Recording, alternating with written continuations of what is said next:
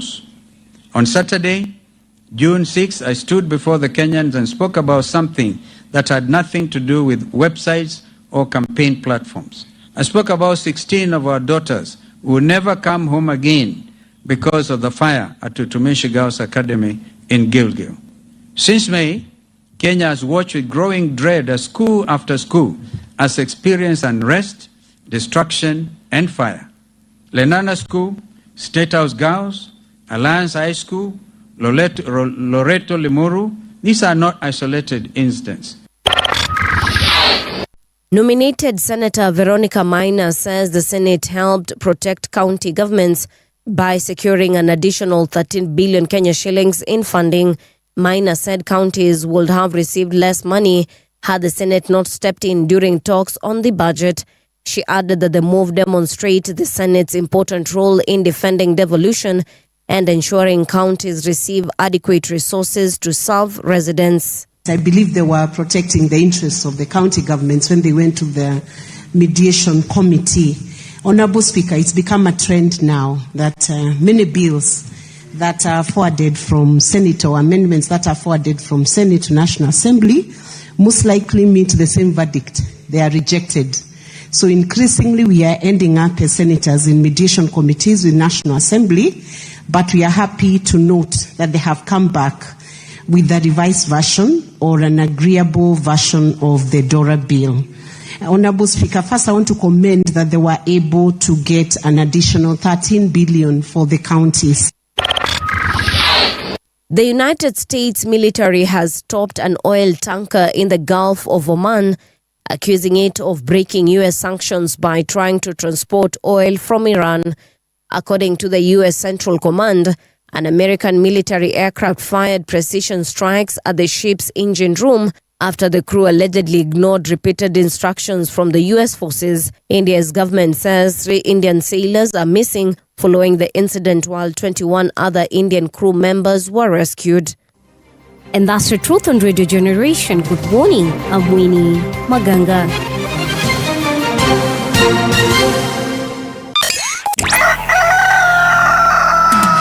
In the beginning, there was morning radio.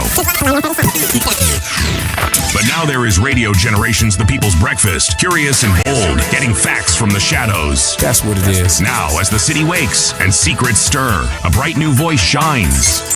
The People's Breakfast. Your morning, your voice, your journey. Good morning. Good morning, my neighbor. Welcome to the home of hard truths and bold insights. Radio Generation. A very good morning to you. Welcome to Radio Generation. The time right now is 5 minutes past 6 o'clock. How are you doing? This is the People's Breakfast, and today we're going to do things a little bit different because with the man it was City Muga, we gave him an assignment. He's currently in the judiciary, or rather at the judiciary, doing 1-2-1-2. So today in studio tuko na sidekick wake. Are you his sidekick really though? I don't even get it, man. Because do you know I have to literally sit like him, look like him, now let me tell you, talk like him. You know the way he always leans back like this. Sasa uko na similarities na yeye. Number one, uko na ndevu. Hiyo hata nikupatie tick. Lakini si za white.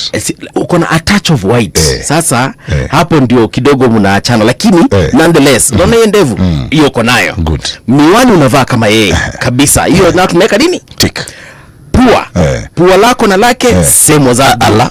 Unasema nene niangalie kwa kioo. You guys kidogo ni kama you know how to consume oxygen. Kuvuruta hewa. Sasa mahali kidogo umeachwa nyuma ni hauna enough melanin kama yeye.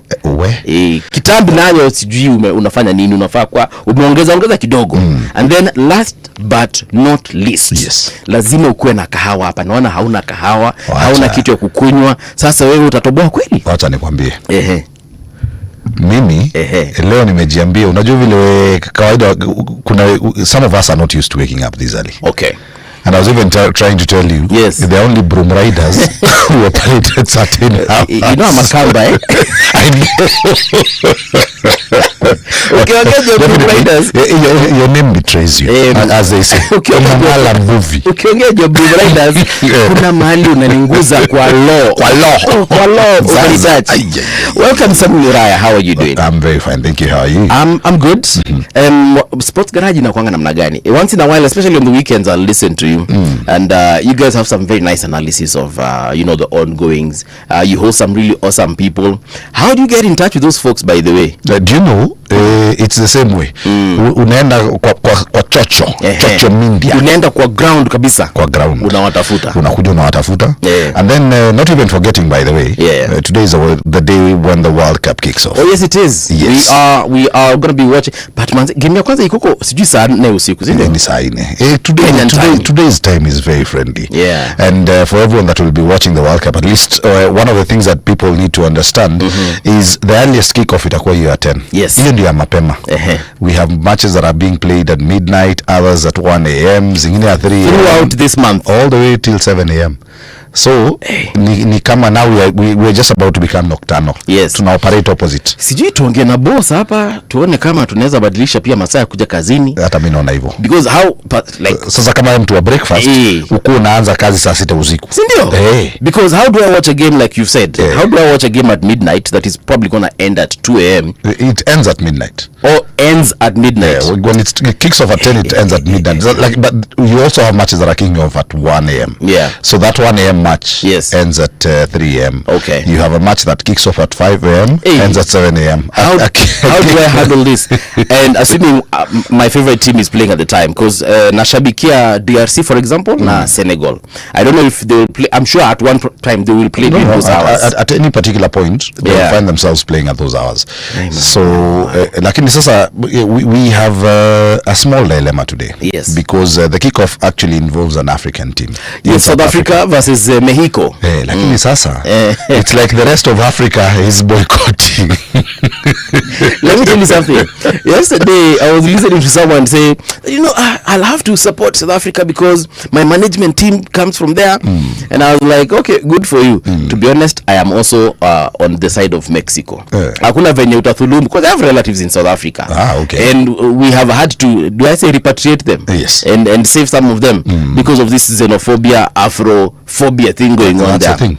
So what majority of the people are saying, since they usually kick us out of their country and say that we are taking their jobs, even today when you start supporting them, they'll insist we are again doing their jobs. We should not be supporting them. They want to support their own team. Wewe leo una support nani? Mexico. Roho safi. 150%. Ndio hiyo. Hata mimi niko hapo. Sijui hata mchezaji mmoja wa Mexico, lakini hombre, we are together. Hombre, ¿qué pasa? We are there together. Yeah, so nice to have you on the show. I'm sure we'll have a very, very good time. Looking forward to it as well. Utatuambia pia some of these highlights, especially as far as football is concerned. So looking forward to that, and I'm sure we'll meet one of them somewhere here. No, definitely. Now today also, as much as it is the day that the World Cup is kicking off in the United States of America, we are also commemorating or celebrating a world, according to the UN, where is it? It's the International Day of Play. Right, so it's a time just to celebrate the power of play, whether you're a child, whether you're an adult, an adolescent. The point here is play. And they say that mchezo unakuanga mzuri. I don't know, when is the last time you ever played anything? Yesterday. What do you play? Golf. Oh, really? Yes. Where? Kenya Railway Golf Club. Hapa tu chini. Hapa down. Unaendanga unafanya ile lakini sasa I don't know whether that's really playing. It is play. It is play because you play golf, you play football, you play. Me, I assumed, when you start talking about playing, unafikia ni kalongo. Did you play those games? Oh, definitely I did. Rounders, blada. Nilikuwa nacheza kati. Kwanza kati nilikuwa mnoma. Nakakuwa mnoma kudoji kuhepa na kudaka hiyo ball na kurudishia mwenye ameirusha ama unaitupa nje kama ni rounders na unaenda round and round. By the time they come back, you've garnered points. I used to play kati, I used to play blada, I used to play of course birikicho, hiyo kila mtu amecheza. Tapo hide and seek, unajua birikicho ilikuwa hide and seek. Bas, na tapo. Unajua rounders was actually our Kenyan version of baseball. Actually, you're right. Yes. But a smaller space. It was a very small space. Rudimentary, ball. Yes, it is. I agree with you. No, it was 100% baseball. It's only that at that particular point, even with the rules and everything, we didn't know that's what we were playing. Right. Because a lot of people maybe thought we were trying to play cricket. But cricket was totally different. Right. Even the rules of cricket are totally different, the scoring and everything else. Now that you've mentioned it, by the way, actually it is. What? It was baseball. I wonder who came up with these games. I have no idea. By the way, do you know, so sometimes you look back, it's the same way. Nowadays, I look at games like Shake, for example. Yes. You know, ama hiyo kitu naita kati. Kati, yes. Kati is actually now played professionally. It's called dodgeball. Yeah? Yeah. Yani ni kudodge, una hepa. It is a professional sport now. So kama ungekuwa vile unasema ulikuwa mkali kati hiyo time. Sasa ungekuwa mnoma dodgeball. Sasa ungekuwa unatengeneza pesa yako mzuri sana. Watu wa siku hizi, do they actually play these katis and the bladders? Because to be honest, in the hood that I live in, I do not see those games. I do not see kati. I see a little bit of bano, but I do not see kati. I don't see rounders. I don't even see bladder. Shake. You know, drawing those two lines by the way. Sionangi shake. Na ile nyingine tulikuwa tunarusha mayo juu tunaziokota hapa chini, tunaweka sako, sijui unajaribu kutoa unashika zingine. Hiyo game inaitwaje nimesahau. Hiyo inaitwa ajua. Ajua. That is the name that it's called locally, and it's still played by wazee by the way. Kwani uli grow mtaa gani? Because hizi vitu ati ajua. Ilikuwa ajua. I can't even remember. I don't think it had an English name. Yeah. It was called ajua. So I don't see kids playing these games nowadays. I see children in the hood doing something but I do not know what games they play. Hide and seek. There are times I would hide mpaka nalala huko mali limejificha na sipatikani. Na watu walienda home. Watu naamka like an hour 2 hours later and I'm like wait a minute. Hata lunch time ishapita, watu wamekula, mamangu amenitafuta huko, ninakuja wananipata wananichapa, life inaendelea. And you know the most interesting thing, back then, you know, games never used to end. They never used to end. Yeah. So what used to happen is mnalala nacho. Remember like so amelala nacho. As in literally. So where you left it yesterday, yes, that katapo that you're playing.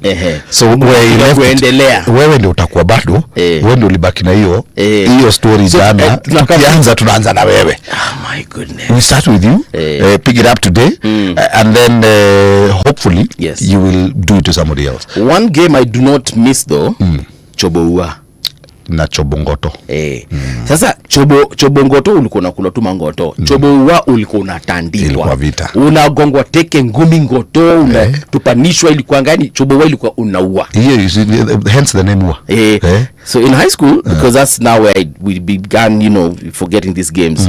In high school we played in class as we were waiting for teachers. My friend, ulikuwa unatani. Unajua high school kuna wase wabigi kuliko. Unapata na msee anatosha na kama sasa Calligraph Jones. Na kuna mtu akona garage na wewe. Bas. Kuna mtu akona garage. Unekwa chobo, unaanza kutafuta dirisha gani kutoka nayo. Mlango ishafungwa. Yes. Crazy times. And you know by the way that's what used to happen. Yeah. Like literally the door has to be closed. Na kama ni kuuliwa, it's the whole class. Even the people that are not playing it. Because there's someone who's doing their homework, alafu anaona tu mbuvi amewekwa, hata hako anacheza game. Those people are not even playing. But ikifika niyo beating you up, unatandikwa proper. And sometimes I say that's like the birth of mob justice. Yes. If you literally think about it. Because that mentality of we are meting justice on this person. Yes. And huyu mtu wako hapo doesn't even know what it is that you've done. You see, the same way even today, you'll come and find somebody being beaten up. Mob justice. Yes. And you just and you don't know what is going on. In fact, and I say this, I saw a story yesterday on social media. Right. Where a Ugandan rugby player was beaten by a mob mistakenly, and he was killed. A rugby player, say? Yes. Yesterday? Yes. From UG? Yes. He was beaten in his country? In his country. the same thing, were basically mistaken identity. Yeah. And by the time they are realizing this is not the guy, it was another person. It was too late, yeah. It was too late. The guy's dead. So the guy was rushed to OC and then went to hospital, but it was too late. And that's why, like, literally when I say there are things that we do, and even in life, unapata people have started a conversation. Umekuja mpata watu wakipiga story, you just join in. Unakuja literally you have all the opinions, you don't even know where this story started. You don't know what people are discussing, like you just show up from nowhere and you start and you're the expert, giving opinions that don't even matter or make sense. Exactly. It's crazy, man. Such is life. Yeah.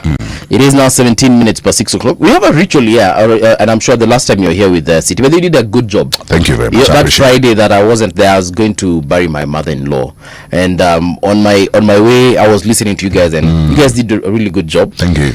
Your shoes are not mguu yako inaweza kuwa ndogo, but your shoes are big. Trust me. Trust me. Naangalia mguu unauliza we nani anaweza vaa kiatu?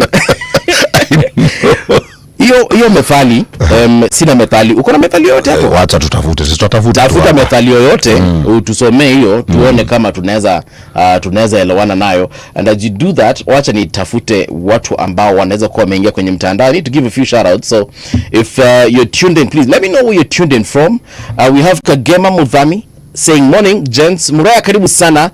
Madam Edna, please adjust mic yake. Sauti iko juu sana. Okay. Unajua kuna very powerful voice, eh? Now I know. Yeah. Alafu ya Kagema Mudhami. I know there's a guy called MC Tonje. MC Tonje anakujanga mapema tena sana. All the way from Mohoroni. I usually think MC Tonje anakuanga based. Ama kama si based, naonanga ni kama yeye ni cousin ya City Muga. Kuzu jamaa anachangamkanga hapa kila asubuhi. Which is a very good thing. All right, ladies and gentlemen, give us that methali quote or whatever it is that you have found. What I found is however long the night, the dawn will break. However long the night, the dawn will break. Something simple. Kuna msanii alimbanga kitu kama hii akasema kuteseka ni kwa muda. And you? I think it is nani? Uratete, what's the name of that guy? Jimmy Gates. Unajua karibu sasa hata mimi I start looking for that particular like, no, I was going to sing this because I love that part of Jimmy Gates. Yeah, so Jimmy Gates sang and he said kuteseka ni kwa muda. And you're right. No matter, or rather, however long the night, the dawn will break. Will always break. As in, whatever situation you're going through, at any particular moment, there will always be light. Yeah. And it actually rhymes with the other one. There's always light at the end of the tunnel. Very true. Yes. Then there we go. I can't wait to hear what our guests will say about it, because it's one of those very common ones that literally everyone can relate to. All right, let's get into that place called radiogeneration.co.ke and see what's making headlines across the globe. We shall start with this first story. Education Ministry to shorten second term to ease pressure on secondary learners. I listened to CS Migo saying this yesterday. Na sisi kama sikuelewa. Wacha tuisome vizuri tuelewe. A major shift is coming in Kenya's school calendar after the government moved to address growing concerns over pressure on learners and rising cases of unrest in secondary schools. The Ministry of Education has confirmed plans to reduce the length of the second school term starting next year, following reports that the extended term may be straining students and contributing to discipline challenges in school. Sami, where ulikuanga high school? Did you ever feel like second term was very long? No. But it was long. First term was actually longer. I think, no, second term was longer. Second term is usually like April to August. 14 weeks or something. Yeah. I don't know why. I always found, I don't know whether it's because of coming out of the festivities in December. And we had a very long break during the December holiday. Yes. Because I remember we used to close school around the 20th of October, just before the KCSE was starting. That is for high schoolers. Yeah. And of course, for the primary school kids, the KCP was being done almost a bit later in November. Yes. But then imagine from 20th around the 15th of October umefunga shule and you go back around the 6th of January, you've forgotten your handwriting, you've forgotten everything. Me, I'm telling you, you never touched a book. Even names of my classmates, you meet someone, you're like sa. You look familiar. Nani unaitangwa Sami. That's how bad it was. That's the thing. And then you even have to retrain yourself how to write. Because during that whole period, you never wrote at any particular point. Right. So for me, I think the longest term was usually the first term, because you kick off in January, you close school in April. In April, yeah. I enjoyed, and I'm not even kidding, I literally enjoyed every single term.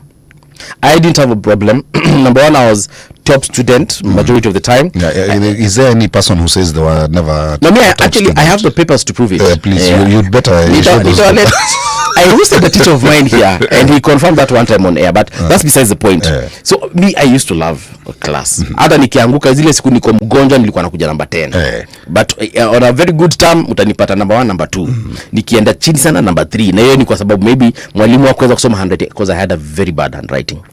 So did it improve? No, it hasn't. Kwanza sasa hivi now it's worse. Exactly. You know when you say you used to, it means even now it's terrible. It's because worse. how often do you write? I don't. You know, we type. Yeah. Like nowadays it's all about here or even just the keyboard. Yes. Is everything for us. And it makes things easier. So I used to enjoy school, to be honest. I never remember even kwanza tukiwa high school, it was even worse, because nilikuwa na ngoja kurudi shule sana because nilikuwa drama. So drama festivals for me commit madai nani ataki kupatana na madai mafunky. I was in terms of committees of clubs, I was in I think like 14 clubs, from drama to debate club to science to zingine that tulikuwa natengeneza. Were you in school to study or to play? Me, I was in school to play. You know, and no wonder you started with today is the international day of play. I was at Nairobi school. So unaweza imagine manzejo Nairobi, kwanza kwa Nairobi school madem tu, yani the moment umekam tu nayo jazzy na blazer ya pads ni hivyo. Yani 90% of the work is done. Sasa utashinda na 10% kweli. 10% by the way kuna watu inashinda. Utashinda kuvibe dem kweli. I mean surely. So I used to enjoy my time in school so much. Me, I'll tell you, and this is me being very honest. Yes. In terms of enjoying school, I zero. For real? But when you talk high school yenu? Inaitwaje? Ile Muikoroko Mwambaruko secondary school. Actually I went to Murang'a High, but then nilifukuzwa within. Ushaifukuzwa ukiwa mono.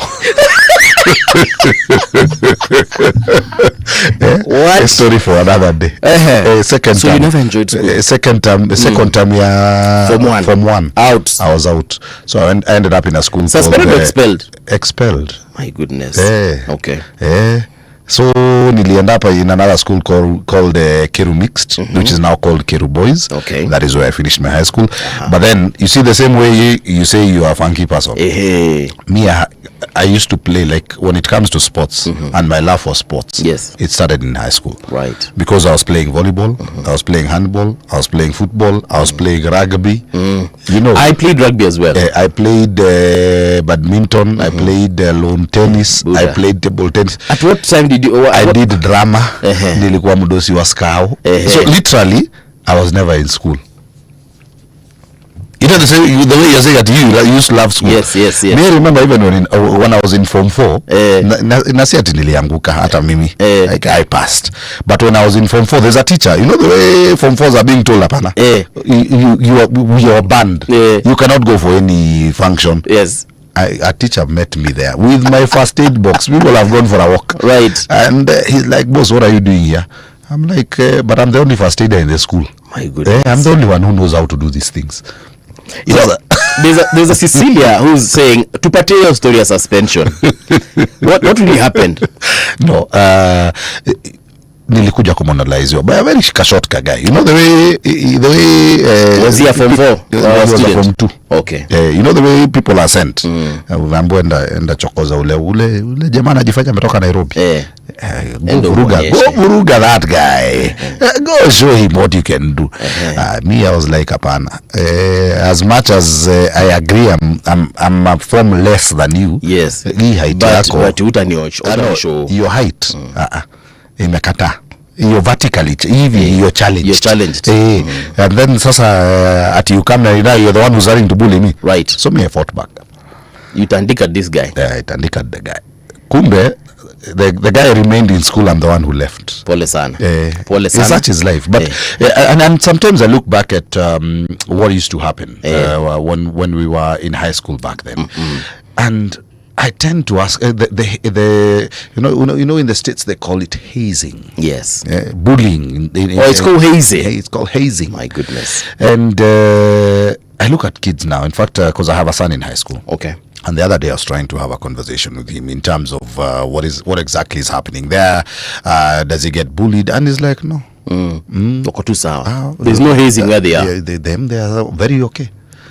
Like I remember the way we used to wash. In fact, I remember being dumped for so many shirts to wash. Like anytime somebody comes and finds you at you're washing your stuff, they come and dump more shirts. More shirts. Osha tu yani. Mimi ungeniguza hata nikiwa form 1, my brother was in form 3. And my brother was bad. Bro ni alikuwa ule mse. Bro yangu ni alikuanga yani. Nenda alikuwa utero. Before watu wajue Mbuvi junior, Mbuvi senior. Bro watu walitandikwa. Hata prefects walikuwa wananiona hivi wanachana na mimi.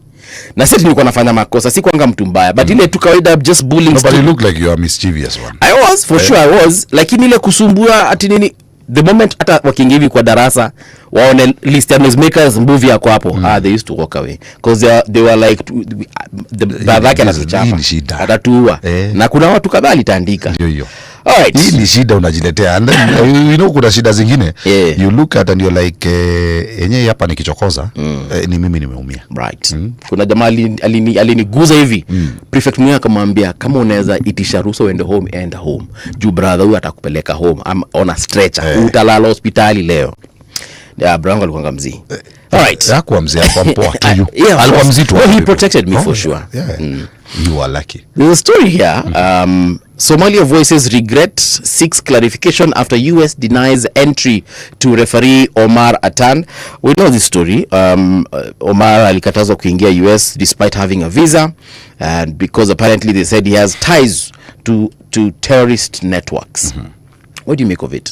Well, truth be told, we actually had a very deep conversation about this yesterday. And what is really hurtful is just looking at what is happening at the World Cup. And I like the fact that last night, Gianni Infantino, the FIFA president, in an interview, there is a British journalist who literally asked him whether he's embarrassed with what is going on with the World Cup. Because my own personal opinion on that particular issue is very simple. FIFA should have been strong enough to come and tell the US, you know what, you don't have to host the World Cup. You don't have to. You know, because if you're going to put all these rules on officials, on players, on fans, because there are fans from so many countries, who are including Somalia. Well, and that's where the problem starts. And I think the one thing that is not being said, this is something personal between Trump and Ilhan Omar. Yes. So because she's been a thorn on his side. So you punish a whole country because you have an individual problem. And like I have a problem with you, I come and punish all of your village mates. Anytime I listen to umetoka wapi? Kitui ba. Nini kwanza hebu search you. Angalia kama akona kamuti. That's the thing. And I was looking at also Uzbekistan, the Uzbekistan coach. Yes. Because what happened is when they got into the country, they were like, they got in at around the same time as the Belgian national team. And when they got in, what simply happened was there were serious searches. They came in a bus. They were told to get off the bus. These guys came with sniffer dogs. They came with, like, literally they were checking them for bombs and everything else. Then the guys of Belgium show up. Karibuni wageni wakuu, you know, wageni mheshimiwa. This one is VIP. And you see, you've already told us Uzbekistan that this is something we're subjecting to all the teams, all the players, all the officials, but it's preferential treatment. So personally for me, and I'll still go back to that, Gianni Infantino and I said this yesterday, has a very weird bromance with Donald Trump, and they even had to create a trophy for him last year. They gave him a peace prize. You know, when Trump failed to win the Nobel Peace Prize, they literally forced who forced this prize on him? Gianni Infantino. Akina FIFA. Yeah, FIFA gave Trump a whole to peace stroke prize. his ego. Yes. To make sure that the World Cup happens in the US. Now, you look at the number of matches that the US is hosting. They are hosting 3/4 of the matches. Canada and Mexico have been friendlier to everyone. You look at people arriving, especially in Mexico. They have dancers. Sombreros. Some sombreros, and you have bands and people singing for you on the as in, you feel welcome. In the US, you're being sat down, and this happened to the Senegalese national team as well. Yes, where they were not even being searched on the terminal. You know the way that you'll go into the terminal, you go wait for your bag to come. Quatamak. You've just gotten off that plane like this, and you're literally sat down. Then there's a seat. So you sit on that seat. They are even doing like a metal detector on your feet as well, just to ensure that you've not hidden anything on your shoes. So, like, literally, that thing was so embarrassing.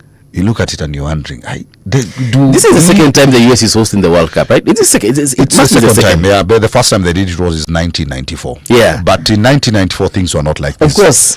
And now the worst thing comes to the fans, where you have so many fans from different countries have been banned, and a majority of them coming from Africa.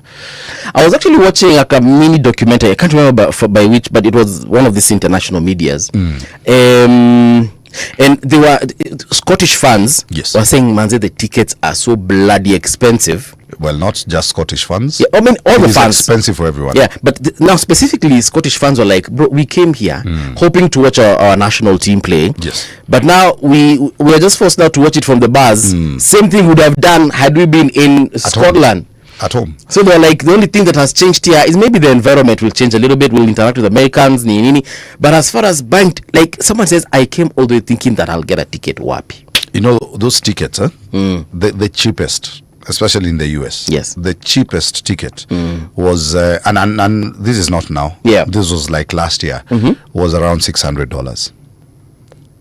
Unajua sisi tunakuanga na shida hata ya kulipa 100. Going to the stadium 100 shillings. $600 kwa wale wanashangaa. Hiyo ni 78,000. 78K. Yes. For a ticket. And that is the cheapest you're saying. And that one is not that you hapa chini karibu na kiwanja. Karibu na players. Hiyo sasa ni ile yani ticket ya uka ushago. Unaona you have to use binoculars to literally see what is happening on the pitch. Ule ni Vinicius. Ule ni Vinicius ama ni anakaa. Ama ni ule ni Vinicius kweli. Actually for those fans, you're literally there not because you're enjoying the match, but because of the ambience and the environment. Yes. Because wewe na ule mtu anaochia ball kwa TV mko the same. So they have giant screens in these stadiums. I listened to Infantino trying to justify why the prices can go were that high is because he was saying that if they do not make them that high, someone else will buy the ticket and then sell them at exorbitant prices. But that's still happening. Yeah, so he was trying to justify. Listen, underline. Trying to justify. Because... But look, we had the World Cup in South Africa. We didn't see that nonsense. Yes. We had the World Cup in Qatar. The last one. Kwanza Qatar nasikia the cheapest was going for $11. Yes. $11 even I can. Hata naweza buy watu wangu wa mtaani wambia wase wangapi tuende tukawatch. Because you know $11 is around 2,300 shillings.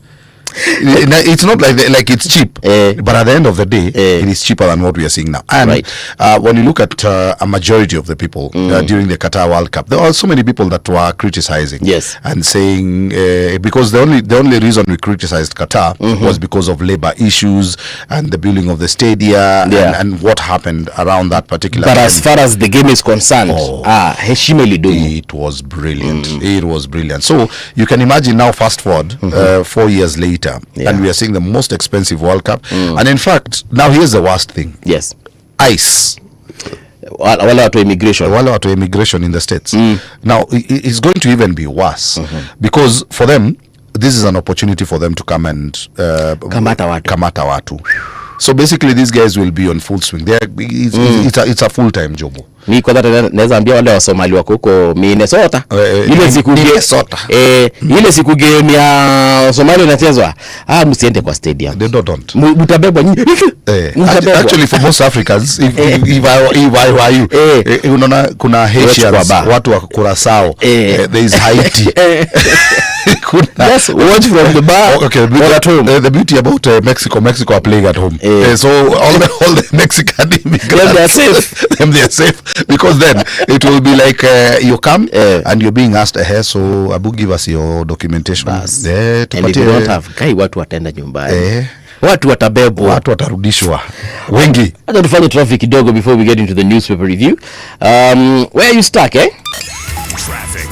So I'm looking at the map of Ngong Road. Ngong Road iko tu sawa, hamna shida yoyote pale watu ambao wanatoka. If you're coming from Ngong actually through, that Karen Road all the way into Ngong Road heading towards Lenana and past the Junction Mall, you guys are moving quite well. A little bit of traffic here and there, but those are pockets because of the matatu stages and the interchanges and the roundabouts. For example, the roundabout at Nairobi Funeral Home, here inakaa iko salama salimini kabisa. So follow the lights and you guys will be moving quite well. Getting on to Haile Selassie Avenue heading into the CBD, you guys are moving quite well. Landis Road hamna shida yoyote. Kamukunji Business Center huko watu wa OTC mko sawa. Then now we join Uhuru Highway. Let's see if there's any traffic coming from Mombasa Road. If I go back all the way to Kitengela, you guys are moving quite well. So Mulolongo, past Mulolongo, you go to Cabanas, past Cabanas, Imara Daima, Mombasa Road iko shwari kabisa, haina shida yote. Tukiingia Islando, atu Embakasi, let me tell you the truth. If you're on Airport North Road, forget, you're not moving. Well, you are moving, but quite slowly. And if you move back to the Eastern Bypass, heading towards Utawala, or rather coming from Utawala, pole sana. Yeah, it's bad. Kangundo Road, watu wa Islando bado tuko sawa kama kawa, kama K. So no problems. Let me see. Oh no, I'm so sorry, watu wa Pangani. This is bad, Now your problems start if you're heading towards Mathare. Your problems start at KCA University.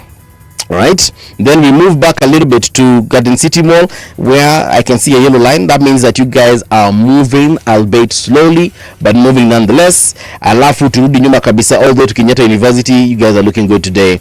If you're coming from Theka, no complaints whatsoever. If I jump all the way to Mombasa County is not looking bad at this particular hour. Watu wa Fort Jesus kule Mombasa Island, you guys are moving quite well. Tononoka, New Nyali Bridge heading towards kule huko ni wapi? Heading towards Kengeleni Road. You guys are moving. Actually today Kengeleni is looking good. I was expecting to see some traffic. But all Malindi Road not bad. Nyali, watu wa Nyali mwasonga vizuri tena sana. Alafu nikienda pande hii nyingine, hii ni pande gani hii? Ona watu wa kule Portraits KMTC na kule Moi International Airport, kama watu kasemu hizo, dadangu kakangu nakwambia wasonga vizuri tena sana. Watu wa Kipevu kule Mabombea hamna shida yoyote, lakini ukiona kitu barabarani ambacho unaona ni kama nafaa kukijua, basi longa nasi katika mitandao yetu at Radio Gen KE kwa mitandao yote. Traffic on Radio Generation. Alright, wacha tuanze kwa magazeti. I'm looking at some of the papers here that we have and someone has deleted my papers. What happened? Oh yeah, here we are. I almost asked you, but on a very serious note. So, you guys board the coasts. Yes. And I've had by us guys, you mean the Kambas? Yeah, the Kambas. Yes. So, pale kwa nimesikia ukijaribu kuzungumza Kiswahili. Sanifu. And I'm like, now the next thing I'm going to hear from you is your first name. You know, people know you as Mung'ala. Unaweza kuwa unaitwa Asman. No. Swale Mung'ala Mbuvi. Sasa kama ni hivyo unataka kwenda that direction, hata itwa Swale, hata itwa Zwale Mung'ala Mbuvi. Ama ukitaka waweza kunita Ahmed. Waweza kunita Ahmed ama Omali. Omali sasa ndio mimi hapa. Nataka tuanze na this paper called The Standard. The People versus Mbadi is what they are saying on the front page. So they're saying Treasury CS John Mbadi unveils a 4.8 trillion shillings budget today after the opposition under the umbrella United Alternative Government unveiled a rival 4.3 trillion people's budget yesterday, in which they proposed spending cuts, scrapping of SHA and the housing levy, and increased funding for health and education. The Kenya Kwanza government is under immense pressure due to soaring fuel prices, rising inflation, and growing resistance to new taxes. The ordinary Mwananchi say the government under President William Ruto is tone deaf to what matters to them as it continues spending beyond its means while burdening Kenyans with high taxes and heavy borrowing to find a ballooning budget. So hapa kuna picha ya watu wawili. Kalonzo Musyoka on the left, Mbadi on the right. So and then they are comparing their budgets, saying a lot of things about them. Let me just read a few things here. So they are saying, for example, the opposition budget is 4.32 trillion. Yes. Yeah, and they are saying that all cuts are concentrated on executive administrative waste, non-essential security overhead, vanity infrastructure, and cancelled contracts. And on the other side, the 4.82 trillion, there's an increase of 124.9 billion from the 2025-2026 supplementary estimates, with recurrent expenditure rising due to higher interest payments on existing public debt. Now, for anyone who wants to get into details about this one, you can. But if we look at the difference, it's about what, 0.5 trillion? No, actually it was 1 because it's one is 4.32, ingine ni 4.82. Ukiminus ni 0.5. Ni 0.5. But truth be told, when we were growing up, yes, and I'm not saying that we are that old. Yes.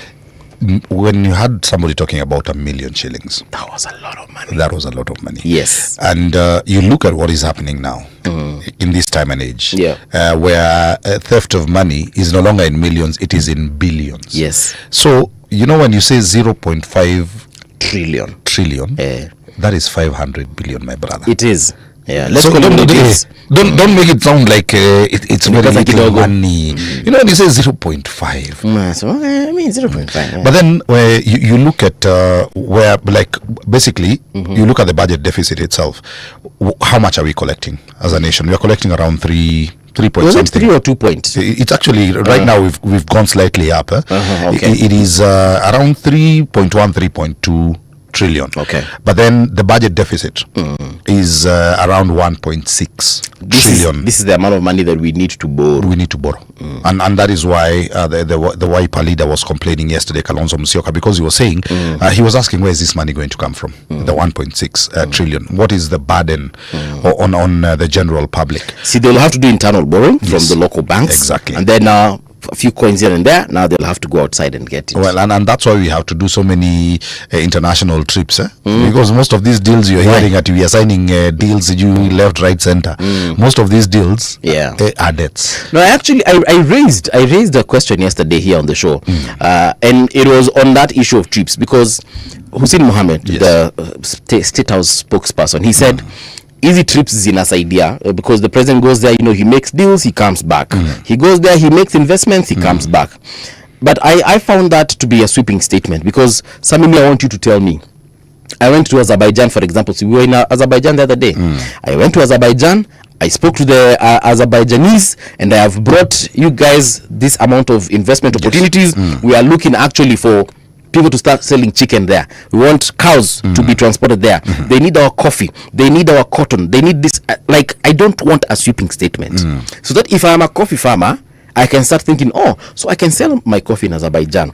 Let me get in touch with the Ministry of Agriculture or the Ministry of whichever, who's in charge, and I see how I can get my coffee there today. True. Yeah. And Buvi, I think the first question we need to ask ourselves is, when we start borrowing from countries whose names we can't even pronounce, Azerbaijan. Azerbaijan wako fiti, by the way. No, ni ukweli. It's the same way when you look at the country with the best economy, it's Liechtenstein. Yes. And it's because it's small. But those guys are like what, 20,000? They are very few. In fact, if you look at, they don't even have an international airport. They don't have an airport. Yes, they land in the neighboring countries, then they walk into their own. So inakwanga Switzerland, and then now they travel. Yeah, but it's because it's a city state. It is a city state. Nairobi, so unalanda Machakos, unaingia Nairobi. Ndio hiyo. So when we start borrowing from nations that are like literally traditionally, if you are to even look at the presidents that the 4 presidents that we've had before, I don't think any of them has even traveled to those countries that we are talking about at this particular moment. Look at the expenditure that comes with all the travel, the officials that you travel with. Right now, we have a president who does not comfortably want to use the national carrier in Kenya Airways. He charters a flight. Yes. How much money are we paying per day for that particular flight? The last time he took a flight a few weeks ago to Lembo, it was costing the taxpayer 3.2 M per hour. Yes. Per hour. Yes. I was like, wait a minute. Yani, right now we've been doing this show for 47 minutes. That's roughly 3.2 M. Imeenda hivyo. Imekunywa maji. And so you look at the wastage that is happening, especially in the ministries and within the presidency itself. And that is now when you start asking yourself, as in, do we really need these huge budget? We don't. Because we pump in so much money, we go borrow so heavily, but then how much money is coming back to help you and I, as common mwananchi? How much money is coming back to us? Very little. You look at the burden that is there right now in terms of just, let's talk even about fuel, right? Because fuel is affecting everybody. You don't need to be driving a car to be affected by fuel prices. True. People who are riding matatus right now are feeling that particular pinch, and that is why we had strikes happening very recently on the same issue. So even today, as we talk about the national budget and what we are going to hear from CS Mbadi, we will have a lot of, in terms of taxes going up on a lot of commodities, simple commodities, because even the government itself now needs to fund this particular budget. You know, we were told that we lose roughly 3 billion shillings daily, and I was thinking we have 365 days in a year. So if you take 3 billion multiplied by 365, bro, it's going to come to 1.something trillion. Yes. Do you know what we can do with that money? Let's even assume that we're not able to salvage the entire 3 billion daily, but we get even 700 B. Oh my goodness. What we can do with that money. There's a lot that we can be able to do with that money. And that is what has just been estimated. If we actually get down to business, that money is much more than 3 billion. It is much more. And then of course now we tighten our belts somewhere. Watu wacho kulipa hizo mishahara wanalipa, tunasikia wanalipango huko. Hizo ma allowances wanapatiangwa. I mean, why? In fact, salaries are not even the problem. It is the per diems. Hizo allowances ndio nasema in a third world country wewe tosheka na ile mshahara umepewa. When you travel somewhere beyond kulipiwa hoteli na pesa ya chakula, what else are you? Because at the end of the day you're working. When you travel there to do what? Selo uko hapa kwa ofisi, upate yangu per diem. Ya kufanya ni tulikuja kufanya you came to work and then you want to get a per diem. Let me check the star. I hope uko ready na Nation ama ile utasoma ile napata. Haya. Gachagua amesema, not Gachagua, inasema front page, Gachagua borrows Uhuru ICC playbook. Now this story is on pages 4 to 5, and they're saying that he believes he'll be in a stronger position to fight impeachment as president. No. So you remember when Uhuru president venye waliingia kwa power, alafu story ya ICC wakai X. Yeah, maybe perhaps that is what he thinks. I don't know. That's very interesting, because it's like saying just put me in office, we will rectify because then you're already telling us that, like, basically what this gentleman is telling us is very simple. I want to get in there so that I influence the judiciary to rule in my favor. Yes. They are not two ways about it. Actually, you're very right. That's exactly what he's saying in very many words. In very many words. In very fancy words. Even if anatuambia. Then there's a very nice mural here of the World Cup. They're saying, let the World Cup begin. And we can see Yamal. Ujamaa wa Barcelona. Lamine Yamal wa Barcelona, aka Spain pia. Ameleta watu mbio huko hivyo.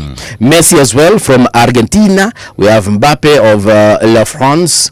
Ronaldo of Portugal. We have Neymar Jr. wa kutoka kule Brazil. Hakim, of course, from Morocco. People have been also having issues with this whole Morocco issue. They are saying, are they in Africa? Are they in the Arab League? Several times they have applied. Actually, they applied twice to join the Arab League. To join the Arab League. There's even a time once that they also tried to join Europe. In fact, interestingly, what a lot of people don't even know is the next World Cup is being hosted by 3 nations: Morocco, Portugal, Spain. I mean, I get because of the proximity in terms of they are here, and then Habachini. But you see, movie. The reality of things is the next World Cup should be coming to Africa. So just because guys are and you're right, because there's even like there's a border between Morocco and Spain that is like an 11-kilometer stretch. Yes. So Simbali, it's very close. But when you say we are rotating the World Cup is going to all the continents, and then now you decide to have one in Africa, then the other one in Europe, and 2 in Europe. What are you trying to tell Africans? So basically, have you ever seen somebody who wants to give you something but they're not really giving you something? Like somebody is giving you a loaf of bread. You remember, like the unsliced bread that used to be there before. And then that person is holding pale mwisho kabisa. So he has a whole loaf. And you've told them, Abu, wacha nichune kidogo. But then that person is holding the larger chunk, like the larger chunk, and then the bit that they are leaving for you is the smallest bit. Alafu anakwambia si utosheke na hiyo. Itabidi tumetosheka. Ushibangi. Itabidi tumetosheka. Haushibangi. Itabidi tumetosheka. And then they start telling you, by the way, unakula sana. They are not looking at themselves. You like eating. You eat a lot. They start telling how lucky you are. You're not a privilege. Si lazima nikupatie. Then we have Erling Haaland all the way from Norway, who also plays for Man City. So that entire story is on pages 30, 31 and 32 as far as the star is concerned. Pale juu anasema new disaster law ends years of ad hoc emergency response. We had a conversation here with Colonel Samoei na akatuambia mambo mengi sana about this particular law. We're going to be bringing him back by the one of these fine days. Now that it has been signed or assented to, we want to understand more about this particular law. Ministry to shorten second term, says Education CS Ogamba. Yet tulikuwa tumeshaguzia. So over to you. Actually, it's the same thing also for the nation. The first question is, did PSB talk his way out of education ministry? And that's a big question because you know there's that change that happened between the tourism ministry, where we got all John, then Prof Akenda huko kwingine kwa and even this particular conversation itself, there are people who are asking, is it a promotion for all tour or was it a demotion? And I was talking to a teacher yesterday, and he was telling me basically they're happy that all tour himself now is going to that ministry because he has been a teacher himself. So anaelewa education. So basically, and this is a principal. No. Us, we are very happy. You guys keep on complaining, but now I was also now trying to reason with him like a Kenyan. You know how we reason as Kenyans. Is there money in that ministry or where he has left had more money? The Ministry of Tourism. Because you know the Ministry of Tourism is one of the few ministries that actually gains an income for the nation. So all these others get allocation from government exchequer to need to distribute. Exactly. But the tourism ministry wako kwa biashara, wako kwa chapa, and part of your KPIs is to make money. True. So when you see all these magical Kenya campaigns that do the rounds and everything, one of the key things is you're not just promoting the nation. No, you're promoting the nation, and that is why you remember when I Show Speed came to Kenya and Magical Kenya were very big, and there was a lot of money that was put into that particular trip, and people were complaining. But then you look at the return on investment on that particular trip from I Show Speed, and you realize the country itself made a lot of money. Now, during the Champions League final, there's something very interesting that a lot of people did not realize, that PSG and Arsenal on their sleeves both had Visit Rwanda. Yes, they did. Yes. And a lot of people again have been criticizing Kagame and telling him he's wasting a lot of money by doing that, but he's paying a fraction. So what he realized was there's a loophole, right? And there's this sleeve that you can go and pay for. That is a fraction of what you would pay for the chest. What is here? Actually, it's a very small bit. In fact, there's some journalists who did a story around the same, and they was talking about how Rwanda, it's a steal for Rwanda. You look at how much money Rwanda is making in terms of tourism, but by just that, just having that small Visit Rwanda, and it already piques your interest. And one of the biggest tourism attractions in Rwanda is naming of baboons. They have a naming ceremony that happens every year. The silverback, the gorilla. The gorillas, the mountain gorillas. And literally that particular ceremony itself attracts so many people, and it is so expensive to get into that particular park.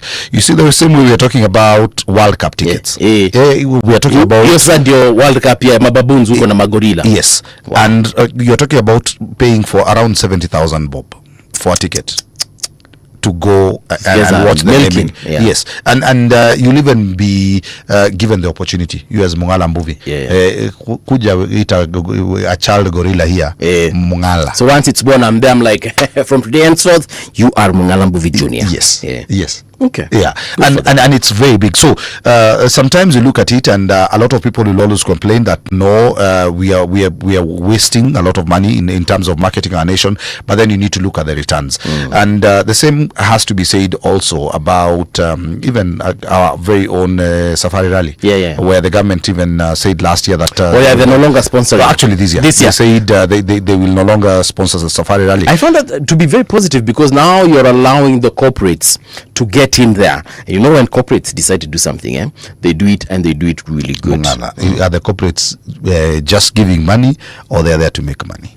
They're there to make money as well. Exactly. So you need to ask yourself, this money that the corporates are going to make, why is it that as a nation we are not making this money?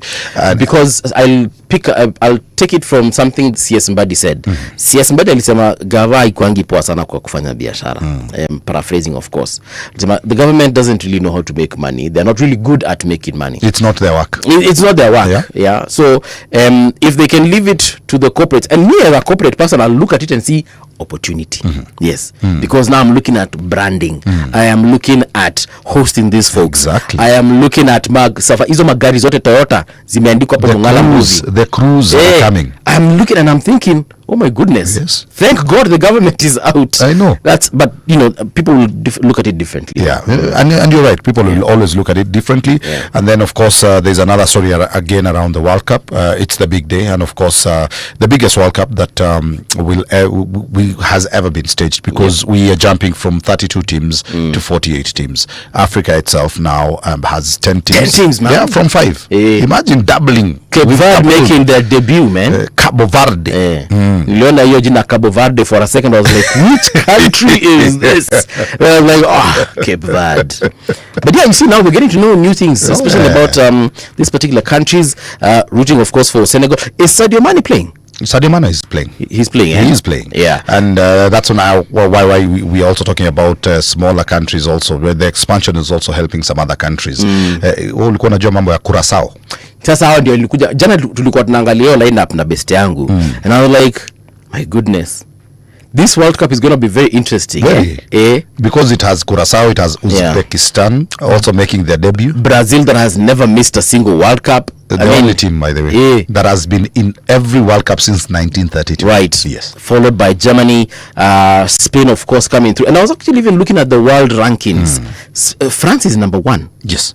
Spain is number 2. But France has a very serious team. In fact, I was telling somebody yesterday when I was looking at which teams to support. France is one of the teams that I had ruled out. Yeah. But then I watched them play the day before yesterday, and I realized they are going to be a force to reckon with. For sure. And with this expansion, what it is also doing is it is giving us more games. Yeah. So we are going to enjoy more games, more entertainment, and again for the smaller nations. Yes. For me, I look at this as a big opportunity also for some of these smaller countries to be able to literally show us what it is they can be able to do on the football field. As we get into the news, which country are you rooting for? We know South Africa is definitely not there. No, South Africa is not there. Well, I'll still support South Africa. I'm still African at the end of the day. But Brazil, all African teams. So the 10 African teams have my backing, including Morocco. Let me just say, including Morocco. Including South Africa? Including, well, xenophobia or not, I'll still support them because they have the name Africa. Okay. As part of their name. So Morocco, South Africa, and everyone else. All African teams. Okay. So Morocco, and then you have Senegal, you have Ivory Coast, you have Cape Verde, you have DRC, who are coming back since 1974. Bana. Yeah. They go back Toto Bakongo. Mimi in Africa ninarutia Senegal na DRC. Kule kwingine nina shabikia watu wanajiita nani? Spain. Alafu Latin America, Brazil. Brazil lazima. You know, the home of football. All right, here's the news with Winnie Maganga.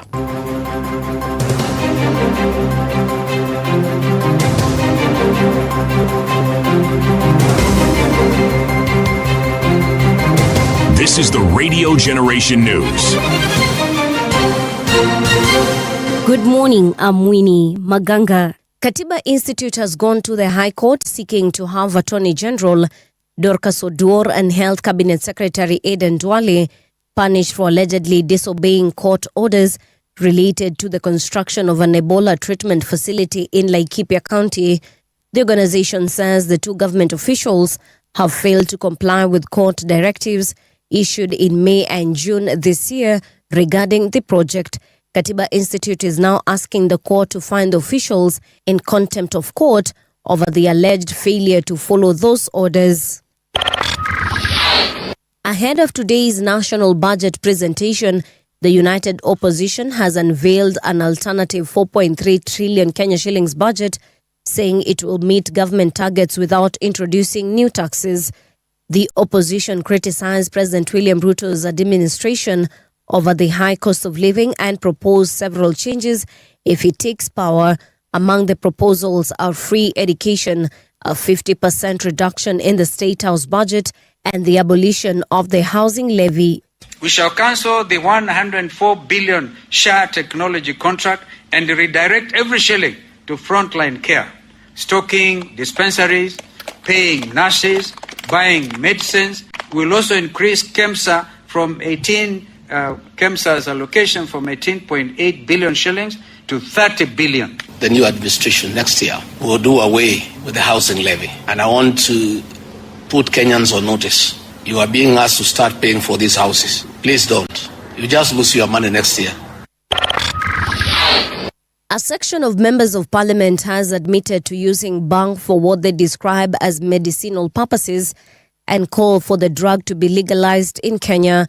The legislators made the remarks during a debate in the National Assembly on Wednesday. The discussion followed concerns raised by West Mugirango Member of Parliament Stephen Mogaka over the alleged trafficking of narcotics into the country from neighboring states and claims that some shipments evade detection by security agencies. I was recommended for surgery in India. And I said, the doctor told me, no, you're too young for a back surgery. And Mr. Speaker, for a whole year, I got bhang. Every evening at 10 p.m., I would boil it. I would boil it and take it the way you take your tea, the way you do the Chinese tea. I did this for a whole year, Mr. Speaker, and I got better. The only time I get my back is around this time in Nairobi when it gets cold, June and July.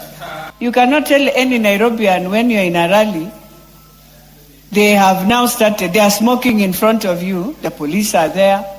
We just have to think through and ask ourselves, how do you make it in a manner that will ensure that now it becomes legal, yes, but that legal must have its own consequences. Israeli airstrikes have killed at least 17 people in southern Lebanon. Lebanese media say 9 people were killed in a series of strikes in the town of Ter Deba, according to Lebanon's state-run national news agency. Meanwhile, the Iranian-backed armed group Hezbollah said it carried out the attack. And that's the truth on Radio Generation. Good morning. I'm Winnie Maganga. The views and opinions expressed on this program are those of the guests and do not necessarily reflect the views of Radio Generation. Radio Generation assumes no responsibility or liability for the interviewee's views. This is Radio Generation. In the beginning, there was morning radio. But now there is Radio Generation's The People's Breakfast, curious and bold, getting facts from the shadows. That's what it is. Now, as the city wakes and secrets stir, a bright new voice shines. The People's Breakfast, your morning, your voice, your journey. Good morning. Good morning, my neighbor. Welcome to the home of hard truths and bold insights, Radio Generation. A very good morning and welcome back to Radio Generation. The time right now is 7.5 minutes past 7 o'clock. How are you doing? My name is Mung'ala Movie, and sitting in for CT Muga is none other than Sami Muraya. Sami Muraya is our sports journalist, but once in a while, whenever one of us decides they do not feel like coming to work, he always steps in. However, CT hajakata kuja kazini. CT is currently on assignment at the judiciary. They're having a roundtable today, several journalists with the CJ, that is the Chief Justice, Honorable Martha Koome. So we shall be connecting with him later. Ama atatuletea taarifa akimaliza kukunywa chai na mheshimiwa Martha Koome. Salamu zimfikie Kagema Mudhami. How are you doing, Kagema? There is also Sniper Dev, you're saying you're locked in from Ngong. Nuru is saying, please break down the time of the World Cup matches in East African time. Don't worry, I'm sure Sami and your colleagues, you're going to be doing this for them throughout this period that we're going to be seeing the World Cup, right? Well, what they need to understand is they'll need to wake up at 4 a.m. to watch some matches. Then there's Luis Rudasingwa, Victor Lesesuyan, amesema Mexico, oh yeah, yes indeed. And last but not least, we have, that was the last one. Now allow me to introduce our guest who's currently in studio. It is the topic, first of all, is the budget outlook and how it can be made a mwananchi budget. We do have the member of parliament for Keses, and he is a member of the departmental committee on finance and national planning. It is Honorable CPA Julius Ruto. Mesh, good morning and welcome to Radio Generation. Good morning, Radio Generation and listeners and our viewers. I see some cameras around. Live. Good morning. Yeah. Nice to meet you here. Karibu sana. Thank you. Before tuingie kwa maneno ya budget, Sami will read for you a proverb, and you'll let us know what you think. Is it Sami Muraya, the guy for sports? This is the guy. Unless you speak about Arsenal. No, Manchester United. Are you an Arsenal fan? Oh yeah, definitely. Oh yeah. So wewe na producer same was up group. Thank you. Anapenda Arsenal sana. Tuko wengi. Now national, kwa World Cup unashabikia timu gani? What I do, first of all, I like a disciplined team, so I pick. Yes. I pick, especially from the beginning. I watch, and then I pick the one that it inspires in terms of coordination and discipline. Okay.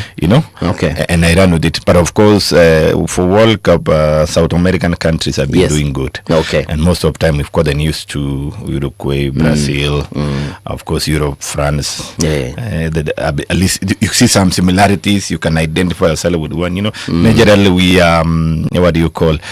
We are born to be, to identify ourselves with the one you feel like closer to you. Yes. Mweshimua, I'm actually surprised as an Arsenal fan. I didn't hear you mention England. Because you look at the Arsenal team, well, you speak so much of England, you speak of our colony, sometimes you want to feel like you are relieved of colonial mind. Well, at least that's a relief. Yes. You're one of the very few Arsenal fans that I know that are not supporting England. And yesterday, by the way, England had a match and Rice scored.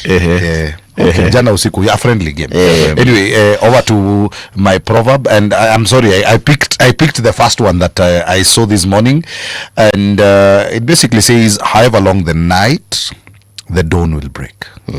Thank you. Yeah, so what we want to hear is your interpretation, especially when now we look at today's budget. What should we expect? Will the dawn break? Or we still in the night? Well, first, from a layman point of view, I think it is a suit kind of a statement or a proverb to encourage someone, because night at times comes with, especially, but the long nights is taken to imply uncomfort, a stress, a wailing night. And even the Bible also mentions somewhere as a Christian that though the weeping may endure in the night, the joy comes in the morning. So it implies, naturally as human beings, we tend to go through several stages of life. Sometimes we are under pressure, because of issues, you're being subjected to family issues. Naturally we go through a lot. So it's an encouraging statement that please, it doesn't last. Yeah. So reflecting to our budget, I'm trying to read, unless you are telling the cabinet secretary, the expert, that is under pressure, under pressure to plan. What am I going to tell the nation under this constrained environment? The pressure of expenditure, the pressure of raising resources that is not sufficient. What am I going to tell the nation? Something that is going to be factual and something that can be trailed well to conclusion. Something that Kenyans would feel like, is it for us? So for him, he has no option. It's morning now. Yeah. He has to say it, and we are ready to listen. Yeah. Again, for Kenyans, though we've been going through a lot of challenges, some of the interventions in the budget probably are beginning to give a sigh of relief, because the down is coming. We are rising up from the depression where we were. So it's broader. Let's start on that particular note. You're saying that there are some things in the budget that are going to ease some suffering on Kenyans. Could you kindly just point out one or two that you think are very important in terms of what has been happening and perhaps now future outlook as far as the next financial year is concerned? Thank you. Number one, when we speak about that, then you need to speak about where you are and where you are now. We all know that for the last 10 years, we've been going through recession, generally, but globally, because of challenges, what we call external environmental challenges that we've been going through, especially a country like Kenya, which is a net importer. We rely so much on other people's hard work to manufacture, to produce for us to survive. And on this, we import even their problems, inflation. And on the other side, what we've been trying slowly is to sustain a constant focus on our production, especially food. That's why when I came in here, I was saying, okay, fine, though we think we are stressed, but at least I can look at your faces. You're very strong, because you've had, you are something. We are resilient. And because you had something in your stomach that you could access, because that is a primary security of every country. So in terms of agriculture, what I'm seeing is that continuously these budgets has managed to protect that, because that's the first line of existence. We need to live, The number two is now looking at a framework that can spur growth in terms of MSMEs, because what we are still lagging behind is the clarity on our manufacturing sector, because this is where it's going to sustain our employment. This is where every Kenyan will feel I can have something on my table. Yes, though we have food, but people in Nairobi, people in urban areas, it doesn't go to farm like people in rural areas. True. So they have to have something in their pocket for them to have that food, and that one is caused by what we call employment. So critically looking at some small interventions that is being taken, and not only on the expenditure side, also on the revenue side, the tax raising, revenue raising measures, trying to protect the local manufacturing from exploits from the import, that comes from outside to outcompete ours. So those balancing element, in the long run, it will retain the power within our country, unlike where now we are repatriating everything. For you to dress well, we are repatriating. For you to hit well, we are repatriating.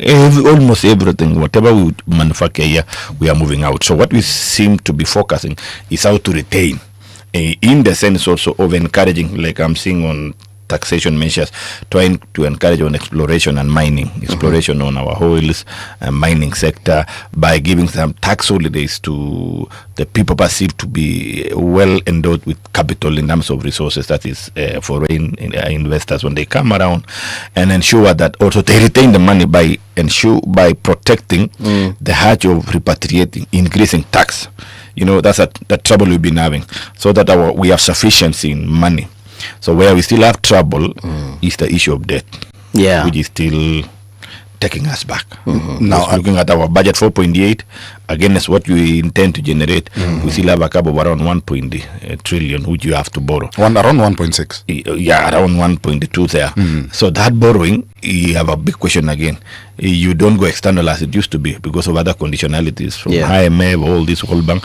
Now we have to go back to our domestic. So when you go to domestic, radio generation, sometimes maybe they want to expand and they would want to borrow because you cannot have absolute money at the ground. This is business. You want to acquire facility and expand or give and profit. Hire new staff. No, you don't borrow to hire new staff, my friend. You don't borrow. You hire new staff because of your strength of your generation. But because of expansions, as you might need to. Of course. Yeah, because you can't open a satellite station somewhere and no one is manning it. Yes. So of course, it's an opportunity in the long run. Whenever you invest all this put together, it's an opportunity you're opening up. And whenever an opportunity open up, definitely Morayan, knows that there will be someone who will be given job. Definitely. Now, Mweshimiwa, I want to take you back to manufacturing. Yes. Because one of the things that has been happening over the last few years is we've been seeing a lot of manufacturers actually closing shop. Some of them leaving the country and going to our neighboring countries. We've seen some companies literally shifting from Kenya to Tanzania and to Uganda. And mostly, one of the things that they've been faulting is the high tax ratio in Kenya as opposed to what is happening in the other East African countries. And we have a notorious country that is also pulling a lot of manufacturers in Rwanda who are giving them a lot of tax rebates. So I like the fact that you've literally spoken about what it is that we should expect today, and especially just looking at manufacturers. And I know there are some who might be listening to us, who might be watching us, and the big question for them will be, what are some of the things that we should expect? Will the taxes go lower? Are we going to feel a bit of freedom than that squeeze that we've been feeling as a nation? Thank you. Well, I've also been hearing the story of people, manufacturers, investors are moving because of tax regime. Is a yes or a no. It's either on the side. While we also belong to a community called EAC.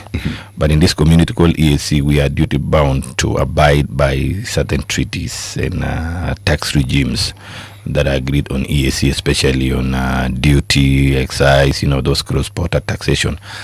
However, still among ourselves, we're still suspicious of who we are.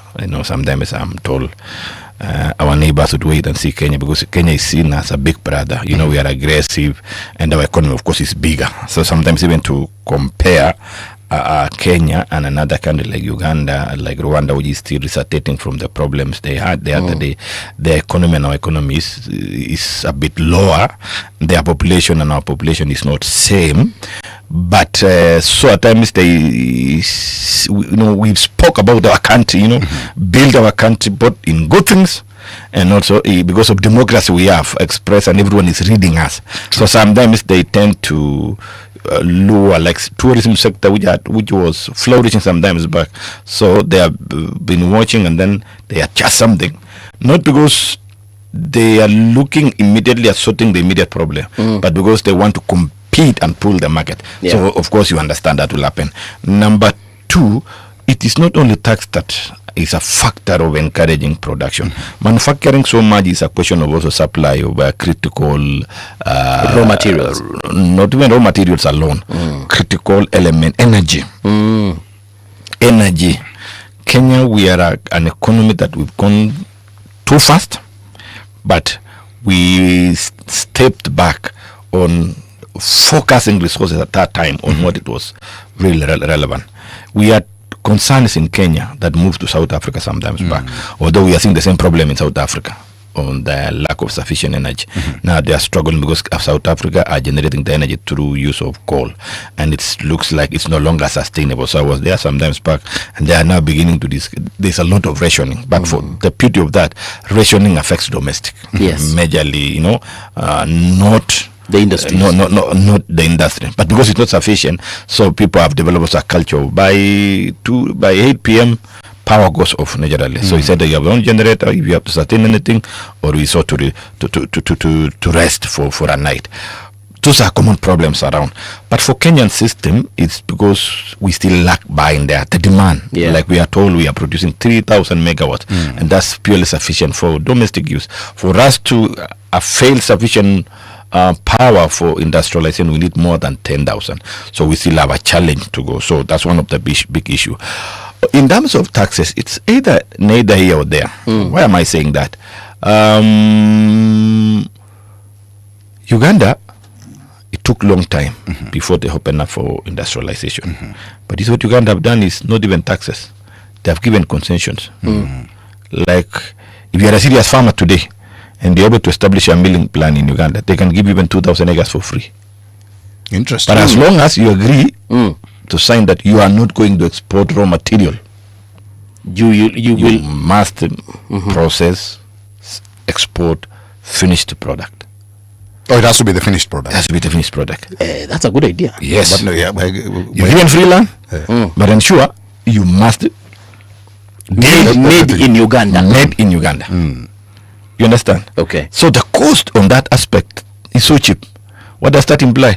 Even exporting across the border, our products here might be a bit expensive because of other dynamics. Our soil already has gone down. You need to have a lot of fertilizer to have maximum production, and then a lot of other bureaucracies. So I agree. We also, even ourselves, we are not fair on the way we establish some policies and bureaucracies. So sometimes, even yesterday, we were discussing somewhere, and we were told even our own auction, tea auction and coffee auction in Mombasa seem to be attracting more of our neighbors' products, even Rwanda product and Uganda product on coffee to trade here, because it is ease of availing the product. But Kenyan bureaucracy, even for any farmer to meet those conditionalities, is still a challenge. So it's something that I think we've stayed so much as big brother for long, failing to know our small brother is reading from us, and they are learning from our weakness. And because we are still stringent on what they think it is right, I could call the Pruton traditions. Most of our traditions are Pruton, in nature. It is that time that we should not underrate our young brother. Rwanda, the other day, Kenya was having a conversation on expanding our airport. The story of Adani. Yes. That we're having a very old airport, but it's only airport that is known to be a hub. It's a central hub. It's a gateway for Africa. But you know what Rwanda is doing now? When they saw we are struggling here with our own politics, they've gone ahead, engage Qatar. Qatar is building a mega airport in Rwanda. Yes. What does that tell you? So very soon, Rwanda and Kenya is not that far. If you need Central Africa, why should you come to Kenya? Exactly. And now cheaper there. Remember, as part of our EAC members like Tanzania, they are part of SADC. So SADC is southerly. Yes. And they can access southerly supplies or exports than using these other corridors here because of our slowness in realizing that change is inevitable. So it's also something that we must open up our minds and look at that. We cannot be picking up the same cow without changing the feed, looking at the health of the same cow and expecting it to happen. We must also come to a level where we must be decisive in what we are going to do. Otherwise, we will be protectorate on what we have already lost. Yeah. And we think we are protecting what we've already lost. I think that is a conversation that we need to do. But the beauty of Kenya is, as you say, resilience. We have a population that is very resilient, very aggressive. That's why when they are scared of having Kenyans around, when they see Kenyans around, they know these guys, they wake up very, very early in the morning, like my good friend saying, he woke up at 4:30 a.m. just to be here. And he's comfortable, not complaining, because he knows this is work. But I have to come and work. That is our character. Yeah. If you go to our neighbors, their character is totally different. Their upbringing, they have to love themselves. You don't strain them. But for Kenya, they even strain you They even push you because of aggression. So it's something that we must balance, and we also must balance our politics. Remember, politics carries a serious role in country transformation. And in fact, now that we have a budget that is being read today, I'm sure that we'll also hear a lot about the elections next year, and there's going to be a huge budget for the elections. Look at the budget in security. It has grown from 230 billion to 566 billion. Reason? Preparing for election. So we need to enhance that. We have more sufficient equipment, probably recruit more officers. Of course, they recruited the other day, have salaries for them, tools, to prepare for it. I can dare call it 2 years because we still have a moment of making another budget. True. That can still be implemented in that process. But already we are tying resources focusing on that. And immediately after that, we are back on elections and mandamanos. So we still have to attire other resources in sustaining peace and ensuring that radio generation can continue with their business without interference and not tear gas. But that is another issue also that we don't look at it, but it's a cost. It's a cost of running our democracy. Mheshimiwa, why are our elections very expensive? And I mean Kenyan elections. I think the budget for the IBC this time around is about 400 billion or something. And they're still lamenting that it's not enough. Why are they so expensive? I'm also asking the question, why are we so expensive? If you look at education, something that takes an entire year, we'll get a budget of, say, like in the last financial year, I don't know how much it is this year, 700 billion. I think right now it's about 720. Yes, correct. So we have 700 billion for education, and then 400 billion plus for election. Something that will take it's not around. It's not 400. I think it should be around 80. It's under 100 anyway, but it's still a lot of money. But now let me just confirm. Can you check for us? Yeah. But the problem, the competition even is not even the budget. Is the use of the resources available after collection. What comes priority? So even education can be suspended for some time so that we are paying money after paying off debts, because we have a big animal called repaying of debts, servicing debts, interest that takes around 1.5 trillion of our budget. Today you will hear around 1.3 plus that's CFS plus pension, that's around 1.5, and they form fast charge in our budget. And then now the next thing is we need money to buy gadgets for election. But why do we have to buy gadgets every election cycle? Like, I find that interesting because with digital transformation and changes, you cannot escape, because something is moving with time. The unfortunate part of digital is that it changes. Software changes. And some gadgets, they go in store for a long time. They develop some problems, So sometimes even to repair them and to buy them new is almost same thing.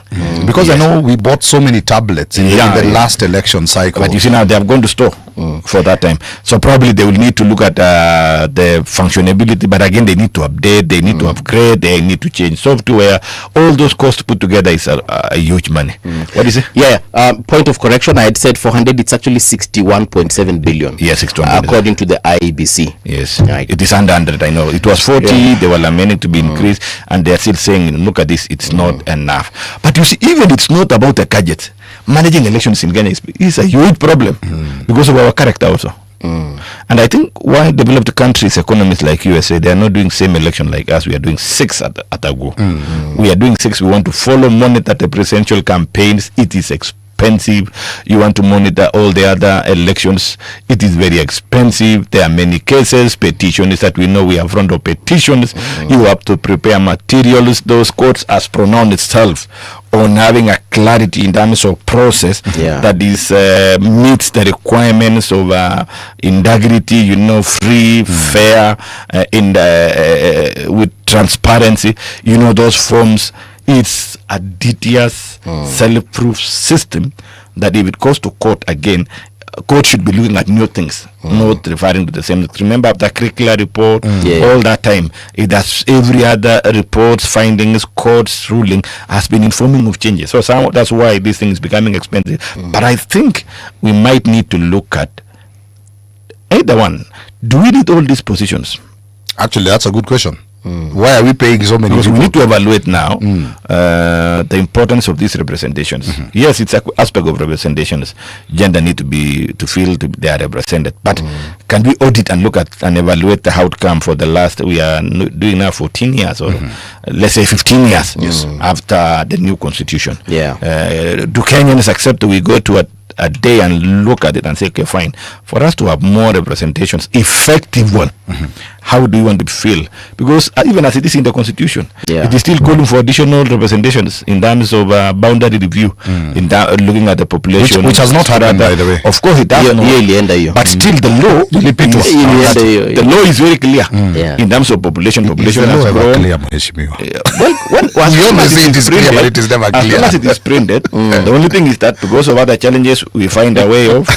But look at our constitution, because the law is very clear. Whenever there is any policy or any other legislation that is in conflict, is with constitution, is clearly repugnant. So it's still hanging. It's still hanging, but because of timings, IBC commissioners were not there to undertake the work, because it's only unless commissioners are there, they have come in and say, okay, fine, we are time bound, we cannot do this. So they've been seeking interpretation from court to defy it, looking at parliament to make some motions to defy it.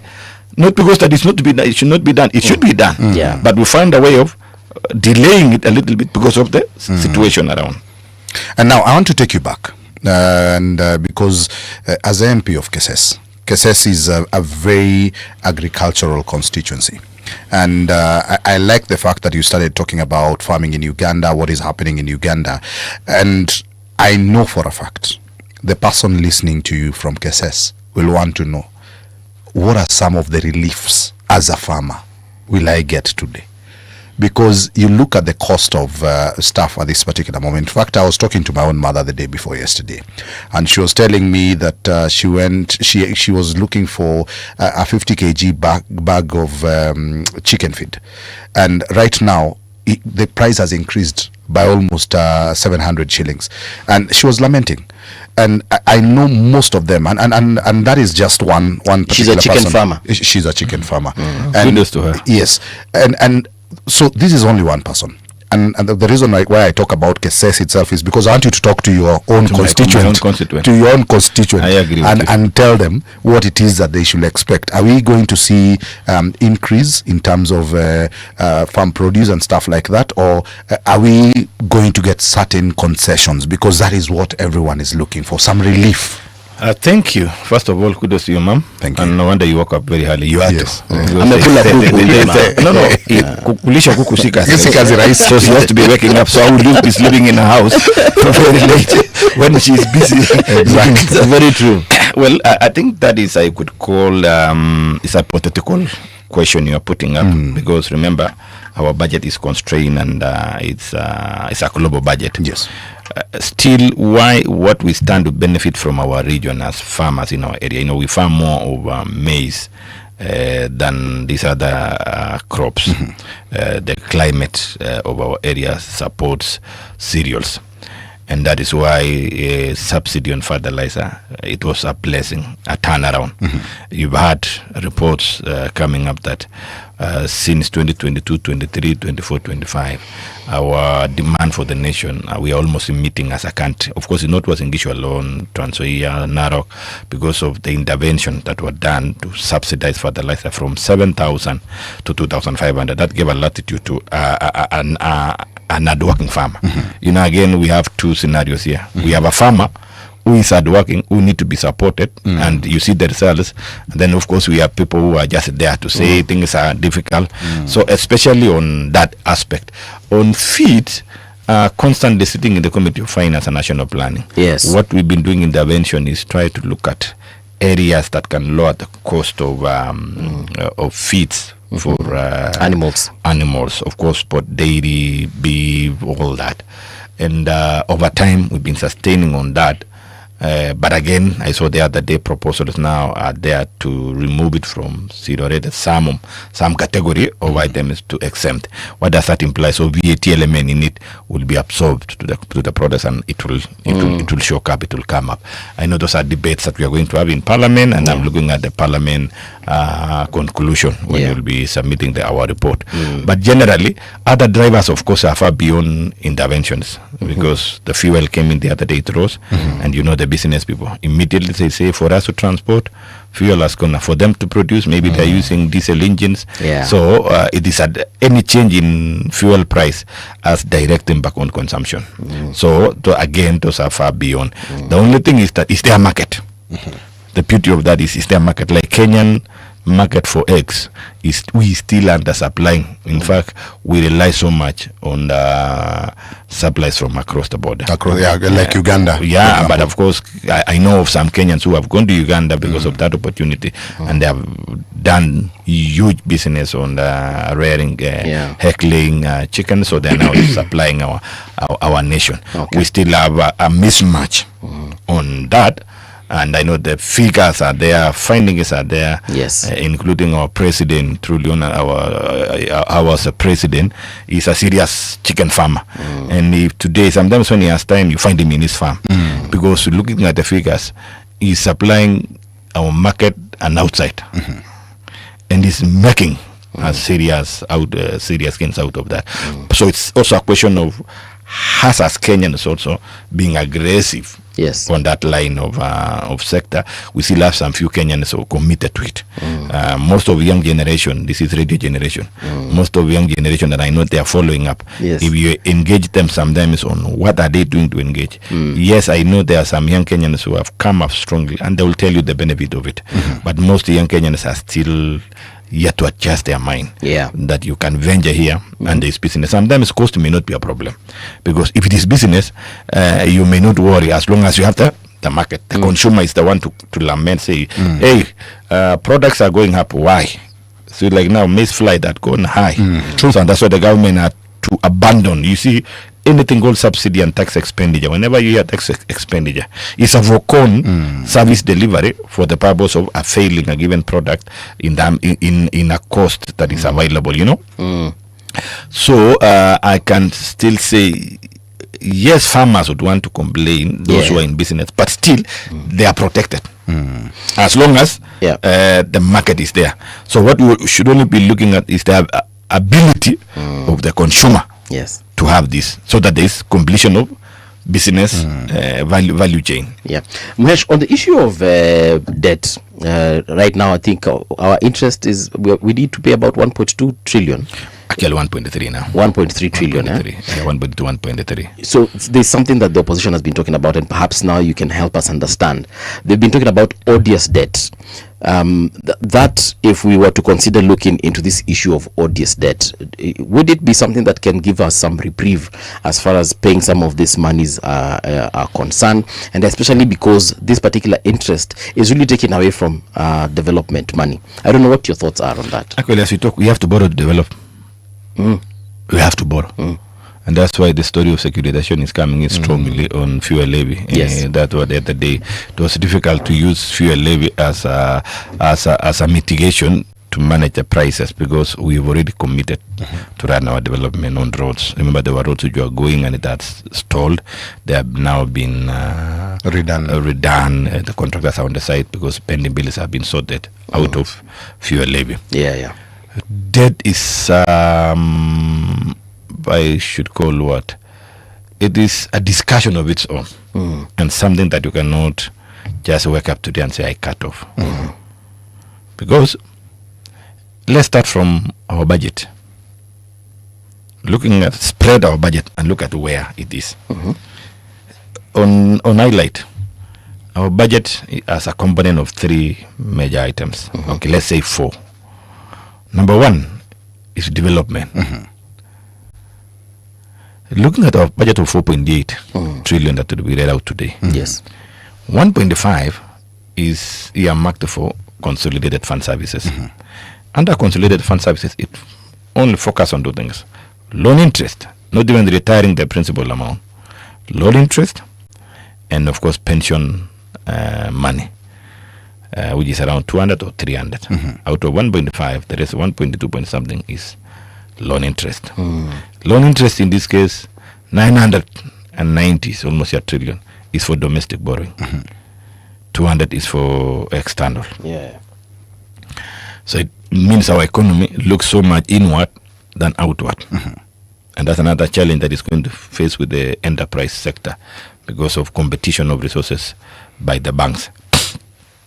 Looking at it, 500 has to go to devolution, and the law protects. So 1.5 plus 500 is 2 trillion. Yes.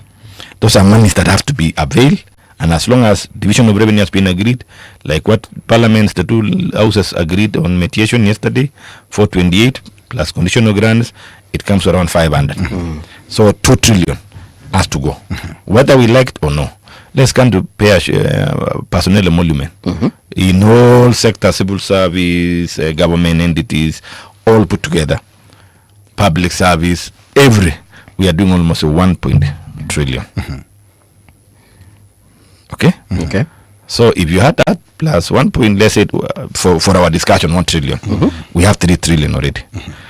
Now, we need to support sectors like education. Those are recurring in nature. Education alone requires 720. B. It's good to mention. B, not let's say out of that we can give what it has gone to P. Let's give around 200. Yes. For teachers, for what. So we need 500 for capitation and universities and blah blah. Yes. It comes to 3.5. We have other sectors like health. Health, the SHA has 3 components. Component number 1 is SHIF, where is contributed like NHIF. Right. Then we have emergency and critical ailments and chronic diseases. That's an exchequer. We have primary health care, maternal care and everything there. Public health is another element. Again, it requires almost 100 billion plus to sustain that. We're almost 3.6. Yeah. Now, all the others were around 200 or 300 because we also need to travel around for us to coordinate and support development, supervision, and that. Put in also another 300. We almost have a 4 trillion. That's already 4 trillion. Yes, around 3.7, 3.8. So how much is remaining for development? We are talking about from the it's around 700. 700, yeah. It's around 700. Yeah. How much are we generating from our own tax revenue and appropriation in it? 3.6, yeah. 3.7. Yes. So where are we going to get the money for development? It has to be borrowed. Yeah. Now, I was giving you that scenario. Why have scaled down in this? These are fixed costs. Yes. Because we have only 2 ways: reduce budget or increase taxes. There's no shortcut. Reduce budget or increase taxes. Do we have room to reduce budget? No, we can't. We cannot, because the moment you stop paying salaries for police, will you leave? The moment you stop paying for teachers, and they're always every now and then going to Mandaman asking for additional salaries. CBS. Actually, even now they have CBS. Counties, you don't support counties, you contravene the constitution of devolution, the spirit of equity, because counties are meant to supplement equity, ensure that the equity aspect which was lacking in the previous doctrine is achieved. So you contravene the constitution. Now, as a cabinet secretary, you have a huge problem. So that is why, for our foreseeable future, we need to think about growing our taxes. But are we going to sustain growing our taxes by increasing taxes to taxpayers? No. That's adding more burden to them. More stress. Yes. And you see, the problem is not every person in the economy pays. It's only few who are paying to support the others. So that's why we need to begin to think about other sectors. Now, like construction sector, this affordable housing, people lament that why are we having these levies? But at least for now, it is skyrocketing. It's raising. That sector which was sleeping for some time. Supplies on construction is coming up. Demand for cement, all these, and value chain around there is creating an employment. Now you look at pay is growing on that sector. VAT is growing on that sector. And employment, leave alone even taxes. Alone to our people. Like if you go to every affordable housing site or market, there are people who wake up in the morning and they go there in the evening. You listen to them, they will tell you, this is a blessing for us. It is not supporting the entire unemployment, but it is trying to create intervention. Now, the other issues of county government, you see, another problem we're also having is, I think we missed out something on this devolution. Because look at now, we are channeling 500, average of 400, 300. For how many years have we had devolution with us? If you accumulate all those monies and evaluate today, how has it helped improve the livelihood of the people in terms of production? Because it's out of productivity that we can get good tax. And in a scenario of having a good tax, then you stop borrowing. I was told, because in 2002 when President Kibaki came into power, I was informed too by then, so I really do not know whether this is true or not, but I'm asking you because perhaps you have some recollection of it. I understand that when he came into power, he said no new projects. The ones that were ongoing, hizo zimalizwe kwanza, so that we can sort of tighten the belts. Can't we do something similar? I think any other projects that have come up aggressively is Kibaki. Moi was a bit conservative. Yes. Moi was dealing with a budget of 300 billion. He never pushed a lot. In fact, Moi was adamant in borrowing and worshipping the lenders. Moi was known to be rough. But immediately Kibaki came in, he opened up our economy and grow our budget from that to 300 billion to 1.3. That's why in Nairobi now we are in Kilimani because of Kibaki. In routes, back routes that were done, it was because of Kibaki. But he shot our debt up. He knew that we have to borrow to support the economy. And he's an economist himself. Yeah, the beauty of Kibaki regime. You know, you remember during his re-election, people were tired of him, saying that ametumiza. And remember, hakuna fanya kazi, hakuna maneno ya bure. Moi was comfort. You could go to Gabarak or Gabarnet Gardens, you are good to go. And Moi comes today, he comes by road, bread around, and you know, we were happy to see. We, as children, sing for Moi. Children, I can tell you, we enjoyed it. Even our parents, they used to, you know, they was a way they were worshiping. But Kibaki said, fanyeni kazi. It's Kibaki who brought transformation for us where we are today. So even sometimes as we want to complain, we need to look at our situation. Look at our situation in terms of opening up, take a super highway. You cannot tell the difference between Nairobi, Kiambu and Murang'a in terms of commercial, the commercial concerns or aspects around that area because of those interventions. So we are in between. And of course, that is not bad. To be honest, we are not on, even America has a lot. Every other country has. In fact, America, the problem America is the prudence. Owes China the most. The problem is the prudence. Now we are doing 12 trillion. This regime came in when it was around 10 point. It was 11 trillion. It has been pushed to sustain up to around 12 trillion. That is borrowing. Even some of them are reorganizing. Yes, of course, and most of it now is domestic borrowing. We are doing around 12 trillion. That's why interest is keeping growing. Without that, you cannot run. So for it to come, that's what I'm saying. Yes, there must be some painful, decisive measures we must do as a country holistically, not as an individual, not as a regime, not as a political party alone. Remember, politics and parties are a vehicle for you to get you to power. But once we are in power, we have a country to run that for all of us. Yeah. So for us to be able to bring down, we must grow our productivity. But for us to get to productivity, we have to have a lot of intervention. But there is one goodwill that I will be asking from I'm still young in politics. I'm coming in and looking at it. But I will be asking, especially this young generation, to devise a way of having a common political stand that is for people, so that we stop this shenanigans. Immediately after election, we are back to campaigns. True. In fact, in that back to campaign, we sell threats to people, sell division among people, sell ethnic regrouping among people, and then we begin even to look at those governors just because of who they are and where they come from, that they don't deserve to be there. We keep fighting, and even the unfortunate part, we've inculcated this one to the public service. Yeah. And this is a place, it should be independent of any political persuasion, so that they focus on service delivery.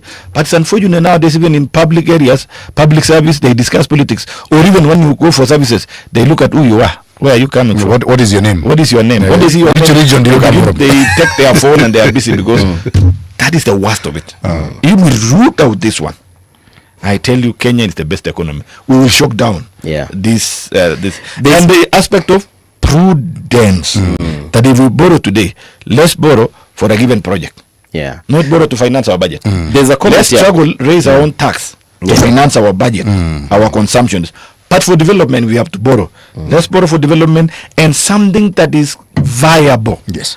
In the sense that this thing can pay back. Don't borrow to do a road to somebody's village. In fact, I was going to ask that particular question, because one of the biggest problems has been that we borrow so heavily and invest in things and are not returning that money. And there's something so we need to look. I'm told there's a National Paper number 10 of 1965, which then the House had approved that because of costing of resources, let us apply these resources to areas that are perceived to be highly productive.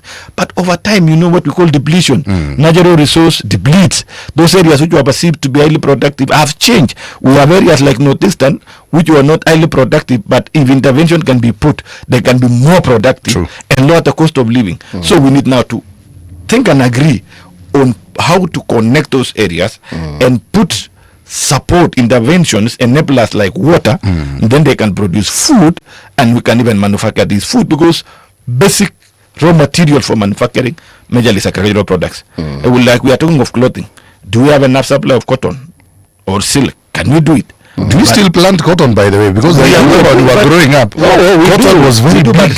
We do, but not the way it was. Yes, but we do. And pyrethrum. But you see now, how would it be? Would it work when, you know, because of our handling capacity is low, we rely so much on second-hand clothes.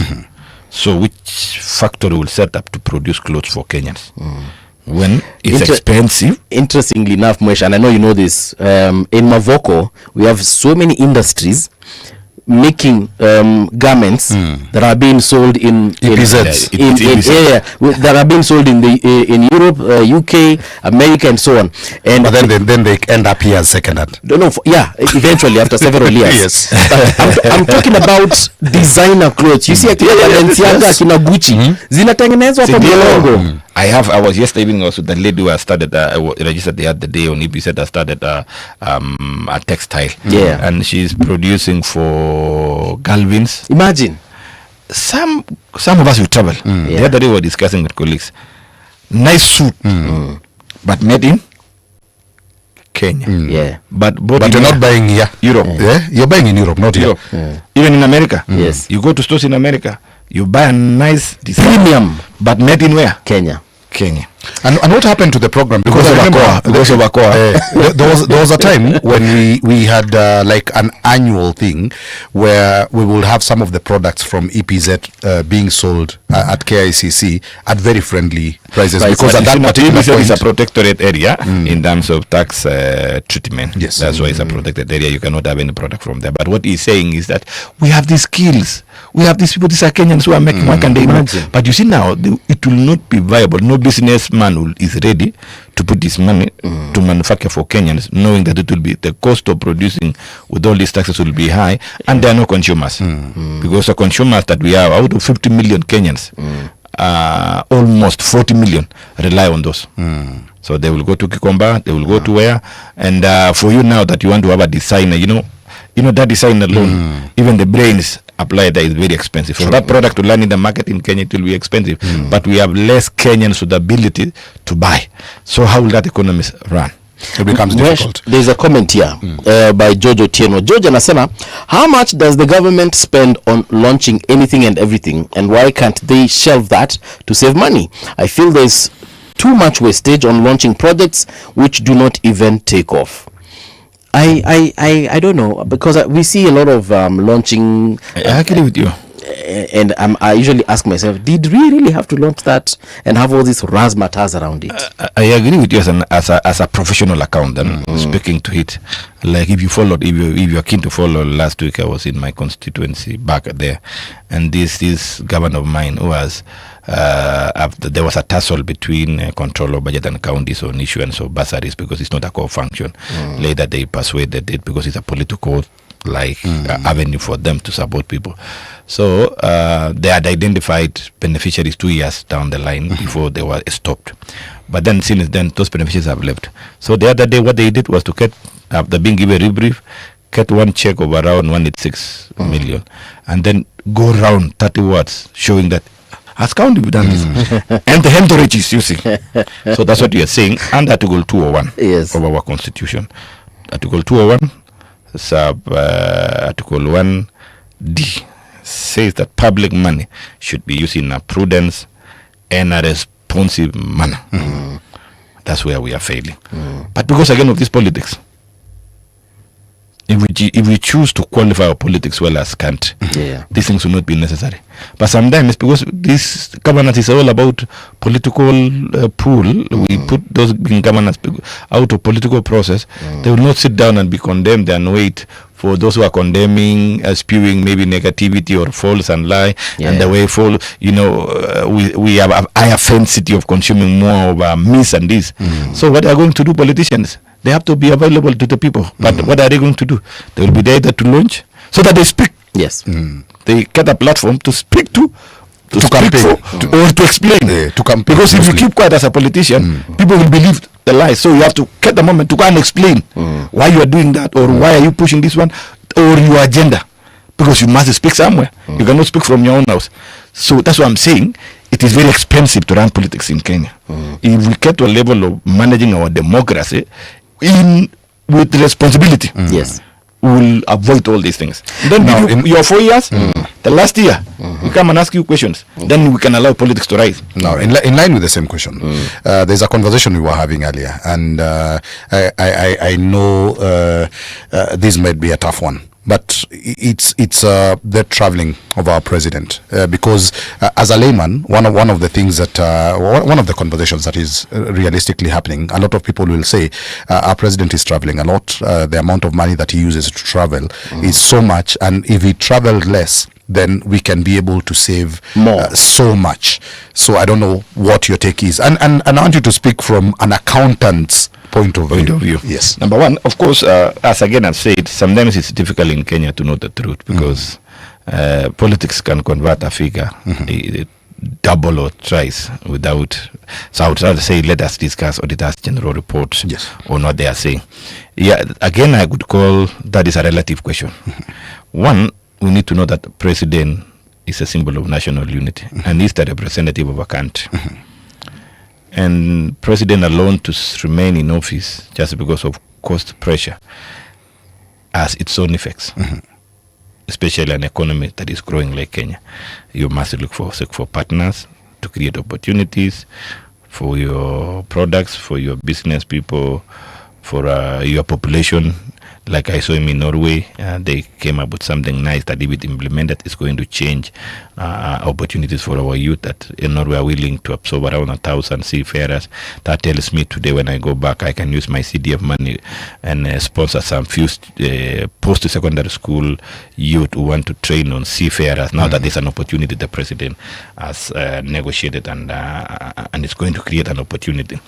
And there are many other arrangements, like Norway. I think I saw communication. Norway might come because of they have agile economy and in their policy of what you call sovereign wealth, like what we are doing now. Our bill in Kenya, there's a bill underway, preparing a sovereign wealth bill that will see money generated from minerals and mining and oil being reinvested for development and in a futuristic manner that can support future generations. Without replica, there is a negotiation that they will come and invest in Kenya because of opportunity that we are using green energy here. President has to move out. Yes. He cannot remain here alone. He has to move out. Even American first world economy, their presidents have to move out on international politics and economics. Presidents have to move out. And you cannot limit that office, because without that, we don't have opportunities. We cannot remain isolated. But now, how we are doing it is what matters as an accountant. We need to see, and I've been trying to follow up who goes with the president. Is it someone who is relevant to be with him? Exactly. Whenever he stands. Do we have a minister for foreign affairs who is custodian of foreign policy to ensure that whatever it said is on paper and the process of executing it is firmed up, is there? If it's a question on agriculture, do you have someone who is expert on agriculture, the minister for agriculture? If it's a question of opportunities on that, if it's a question of that's what matters when the president moves around. But the question of hiring private jets, sometimes I say it's neither here or there. Because again, with sovereignty of our nation, again, let's not undermine that office so too much. At times I've seen him on routes that we have our national carrier going. he uses. We have countries that are not far. He uses his own private jet. But remember, that private jet was acquired by Msemo. It's too old. And for us to get a modernized jet for president is another task. Leave alone renovation that the other day was saying is too much. The other day, Nairobi was saying, okay, fine, but something good has come out of it. Because it's also an office, an institution for Kenya. It's not a personal building. So for us to have that aircraft for president, we'll have to forego other expenditure, which we don't have space. We don't have even physical space. As I was describing to you, the expenditure aspect of our budget is fixed. It's a pressure in itself. So over time, it is something that we need to calculate and see, can we set aside some money and then buy a better aircraft for president, a modern plane, a modern one that he can go all over the world, so that he can have his own team that is necessary for him, because he has an agenda to deliver within a given period. But far beyond there, let us look at our ministries, let us look at our offices. Despite we are constraining on this, are we really using this money with that, as we should, that it should be, as required by the constitution? Like we are saying, launching some of these funny stuff happening here, governors, they have this money and they are not even aware where they should be taking the country, where they should be taking their counties. Are they pushing in the right direction of growth, or are they doing their shenanigans so to be seen to be re-electable for second term? You see, that's where we're having a problem, because we don't relate the product from this money and the outcome we cannot measure. So generally I can say yes, those are the debates that we need to have. But what I'm calling upon is transparency. So maybe state controller should be publishing their reports. It is public interest for Kenyans to know, okay, our president won this one, what are the outcome of this one, what costed us, was it reasonable sometimes, Yes. The ROIs in terms of return of investment. Now, just a quick one, Movie, because earlier on I had Mheshimiwa also talk about subsidies, and the reason why they feel at this particular moment the government is feeling that subsidies need to be kicked away. So generally, and from a layman's perspective again, because one of the areas where we had President William Ruto really criticize the former President Uhuru Kenyatta was the subsidies that were going into fuel, because at that particular point the normal mwananchi would feel that ease, because the moment the fuel price went down, the fares also went down. At this particular moment, we are dealing with a situation where we even had matatu strikes and everything just the other day, and preemptively President told us diesel price will go down by 10 shillings the middle of this month when the prices are being reviewed. So what I'd want you to again to explain from an accountant's perspective is, what is the risk of subsidies on our economy, and how does it affect our economy as a country? Thank you. What is subsidy? As I earlier said, it's what you call tax expenditure. This is money that have account for service delivery, taxes that ought to have been collected to increase our collectible tax for financing our budget, for the sake of availing that product or service in an affordable manner, for public interest. As we talk right now, our tax expenditure from the last audits, we are doing almost 600 billion to 700 billion. Speak of edible oil that we don't produce here, yet we have ability to produce, because we can grow palm oil, we can grow sunflower. We used to do it, but for some reason I don't know what happened. We talk of these VAT exemptions, what you call exempt this one. Put together, we are doing almost 700 billion. What does that mean? We are denying our budget 700 billion. And for that purpose, we have to borrow 700 billion. That is the pain part of this subsidy. Why President Ruto was against, and is still against, and I think I support him, is subsidizing consumption, because there is no outcome. Subsidies should be an incentive, not a reactive kind of, should be proactive, should mean to spur growth, to roll up growth on that. But on consumption like fuel, it just makes us comfortable. How many people travel at any given time? Millions. travel like traveling. Of course, of the 50 million Kenyans, how many people wake up? Of course, Nairobi people have to travel because of the kind of engagement in Nairobi and Eldoret and any other. But the other population which are far silent, and they may not feel this one. So it's a give and take. So you lower fuel on the domestic travels. How will that transit direct to growing the revenue on the other side? Somebody would say, yes, because of matatus going up, there will be licenses, there will be what? Now, you forgo maintaining the road, because once you subsidize, probably you are going to reduce fuel levy that is meant for maintenance of normal routine maintenance of roads, farmers, withered roads, these low volume roads which have to be maintained under Kera, under Kura, under Kena. Now you reduce resources for that. The roads wear out. This car of yours goes along there, or a motorbike, it breaks down. Are we together?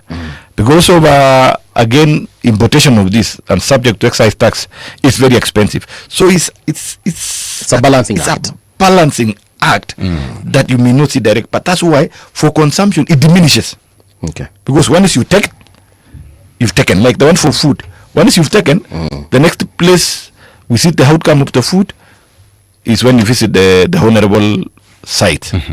But when you go to the farmer and enable this farmer to multiply production, you will avail sufficient food, you will create employment, you will avail raw material for manufacturing. That's why the president, the debate around subsidies. So subsidies are there. It's not only a Kenyan issue, it's all over the world. But developed economies will be focusing their subsidies on where they see the outcome. As developing economy, we cry so much on our comfort, but we don't see tomorrow. So I want to be comfortable today, but I don't see tomorrow. So what is consumption subsidy? Hence at now. Okay. What is production subsidy? You will see tomorrow. Muhesh, we have come to the end of the show. Thank you. Actually, tumekuibia dakika kadha wa kadha, but I'll allow you a parting shot as far as today is concerned, and perhaps anything else you think Kenyans should know. Well, of course, all of us were expecting to hear the Minister for Finance, the expert. You know, when he came to power, he said he's expert, and of course he has tried to communicate that office. That office used to be very conservative, and Kenyans used to wonder. And what I think we are getting something. Yes, Constitution was saying let's have technocrats, but I think also we need to balance. Mbadi is coming in with political knowledge and professional knowledge, and he's able to come by communicating issues like taxes that had already been taken out of balance by, of course, negative-minded people or misinformation and disinformation. And what I'm calling upon Kenyans, let's take time to evaluate what we consume, and especially focus on the interests of the nation. Sometimes before you become overreactive and end up destroying the nation, destroying the little, distorting what is there, let's have a second tier of confirming information. At least a Kenyan literacy level, it's fairly comparative. Almost over 50% of the population have knowledge, in terms of education. They can read, they can understand, they can discuss. But let's separate the chaff from the grain. We are going to election next year. So anything can be used. Anything is a tool for politicians, as long as you can twist it. Like now I've seen the so-called opposition coalition or what. They are saying they are issuing their own budget. Now, I don't know how they are going to address this fixed cost. They have not tell us that we just want to lower the William Ruto's budget from 4.8 to 3 point something. How are they going to manage charges on interest? And you see the law is very clear. Any collection, first charge, repay the debt. And how are they going to manage sustainability? Are you going to shut down operations and just pay salaries so that you reduce debt? Are you going to shut down the country? Because the option is shut down everything, don't engage on any development, remain in office, pay salaries, and pay debts so that you lower. Probably if you shock that on 5 years, 10 years to come, then you can have a balanced budget. Every desire of every country and every person is to have a balanced budget. But it's a work that has to be done. All right. Thank you. Thank you so much. That is Honorable Julius Ruto. He is the MP for Keses, but more importantly, he's a member of the Departmental Committee on Finance and National Planning. Coming up right now, though, we do have Haji Omar Mohamed. He's a youth leader and MP aspirant for Lang'ata. Maybe nitamuuliza pia yeye anafikiria nini juu ya budget. Thank you. All right. Here's the news with Winnie Maganga.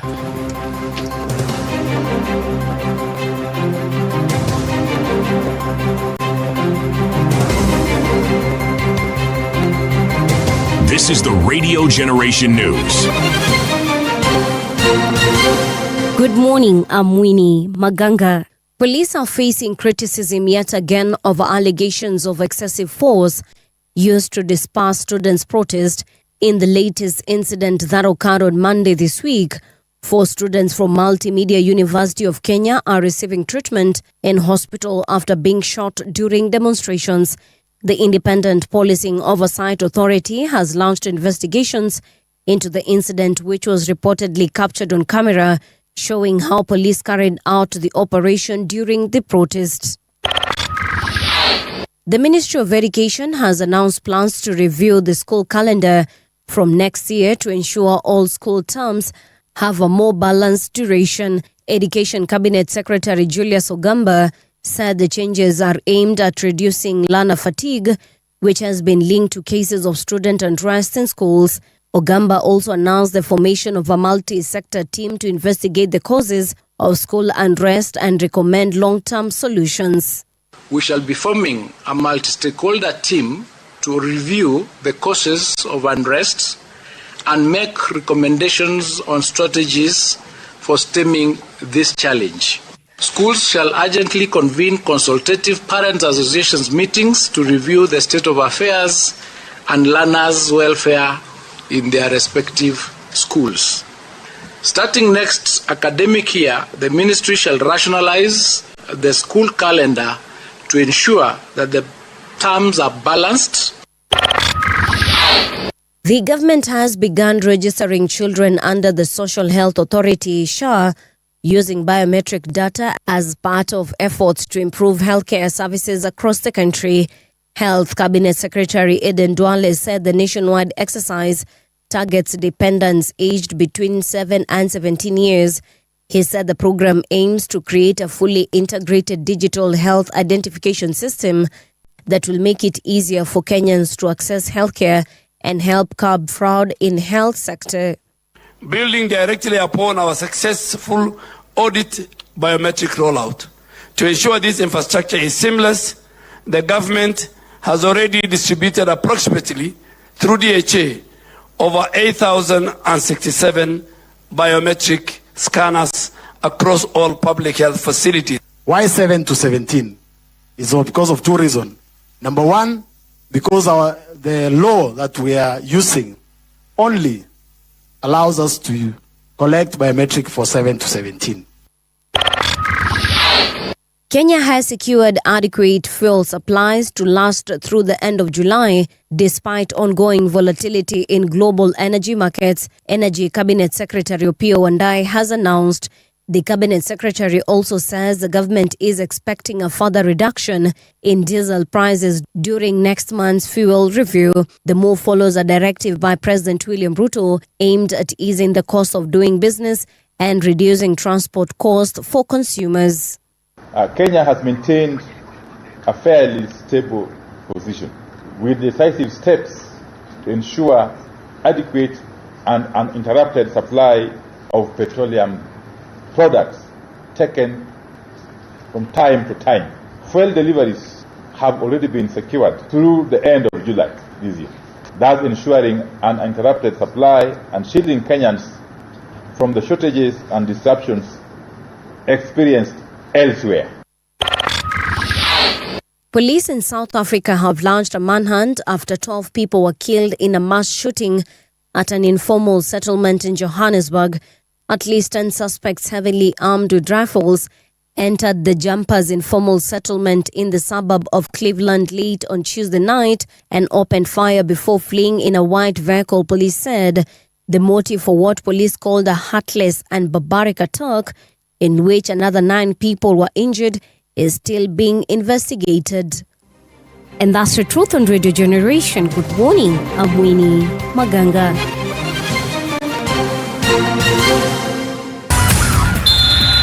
Sports on Radio Generation. Good morning, I'm Samuel Otieno. The 2026 FIFA World Cup officially kicks off today in Mexico City, with co-host Mexico taking on South Africa in the Group A opener at the Estadio Azteca in Mexico City. Kickoff is scheduled for 10 p.m. Kenyan time. For South Africa, this marks a return to the world stage as they feature in their 4th World Cup appearance. Their last participation came in 2010 when they hosted the tournament. Bafana have previously competed in 1998, 2002 and 2010, but have never progressed beyond the group stage. The FIFA president Gianni Infantino has urged calm over the case of Somali referee Omar Artan, who was denied entry into the United States ahead of the World Cup. Infantino said people should chill and relax as he addressed the matter during a lengthy press conference on the eve of the tournament, where he responded to several controversies surrounding the event. Of course, it is unfortunate as well what happened to Omar, the referee from Somalia. But again, we don't control everything. We try, we'll discuss, we'll speak, we will see. Maybe sometimes it's good as well to just, chill, relax.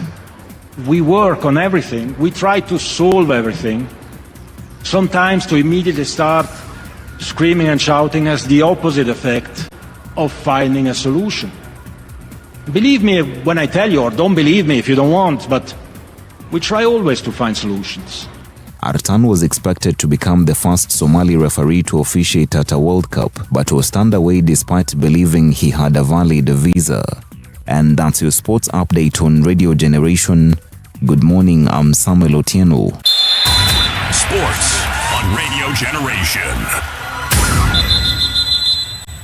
The views and opinions expressed on this program are those of the guests and do not necessarily reflect the views of Radio Generation. Radio Generation assumes no responsibility or liability for the interviewee's views. This is Radio Generation. In the beginning, there was morning radio. But now there is Radio Generation's The People's Breakfast, curious and bold, getting facts from the shadows. That's what it is. Now, as the city wakes and secrets stir, a bright new voice shines. The People's Breakfast, your morning, your voice, your journey. Good morning. Good morning, my neighbor. Welcome to the home of hard truths and bold insights, Radio Generation. A very good morning to you and welcome back. It is now 16 minutes past 8 o'clock. My name is Mung'ala. This is the People's Breakfast. Tuko naye Sami Muraya. Sami is sitting in for one CT Muga. CT Muga is currently having breakfast. It's a roundtable discussion basically with the judiciary and media practitioners. That is Honorable Justice Martha Koome ambaye ameconvene that particular sitting. She's also the president of the Supreme Court of Kenya. They are, talking about strengthening the judiciary, media relations for transparency, accountability, and public trust. And if you guys remember, in the last couple of weeks, we've been hosting folks from the judiciary. We hosted the chief magistrate. We have also hosted the chief registrar, deputy chief registrar of the judiciary. We're trying to just understand the judiciary and where exactly they are. So, Siti Akoko, na akishamaliza kukunywa chai labda atatuambia kama kuna kitu wamesema huko yenye tunaweza sema ni tangible uzito. But Sami, so far so good, you're doing a good job. Thank you. So now I can be confirmed as BBCT. Actually, as a matter of fact, you can be confirmed as alternate CT. The younger version of city. Exactly. With less hair. Unaona venye kuna United Opposition Alternative Government. Wewe United City Alternative City. Good. Yeah? Kwa hivyo mkaa mkingojea tuone kama kuna kitu ya maana itatoka huko. In studio, we do have our guest for this particular hour. It is none other than Haji Omar Mohamed. Now, he is a youth leader, but also he is an MP aspirant for Langata. Moha, good morning and welcome to Radio Generation. Asante sana kaka. Nashukuru, thank you so much for inviting us this morning. Uko fiti kabisa? Niko fresh, wanasema mambo kama Rambo. Mambo kama Rambo. Yes sir. Hiyo ni mpya. Hiyo nimesikia leo for the first time. But before tuongee juu ya Rambo na mambo mengine mengi, mpatie methali yetu ya leo, proverb, and then he will give us his interpretation of the same. Wow, however long the night, the dawn will break. Kutakucha. Ndio hiyo. Na hapo ndo message yetu ya Langata.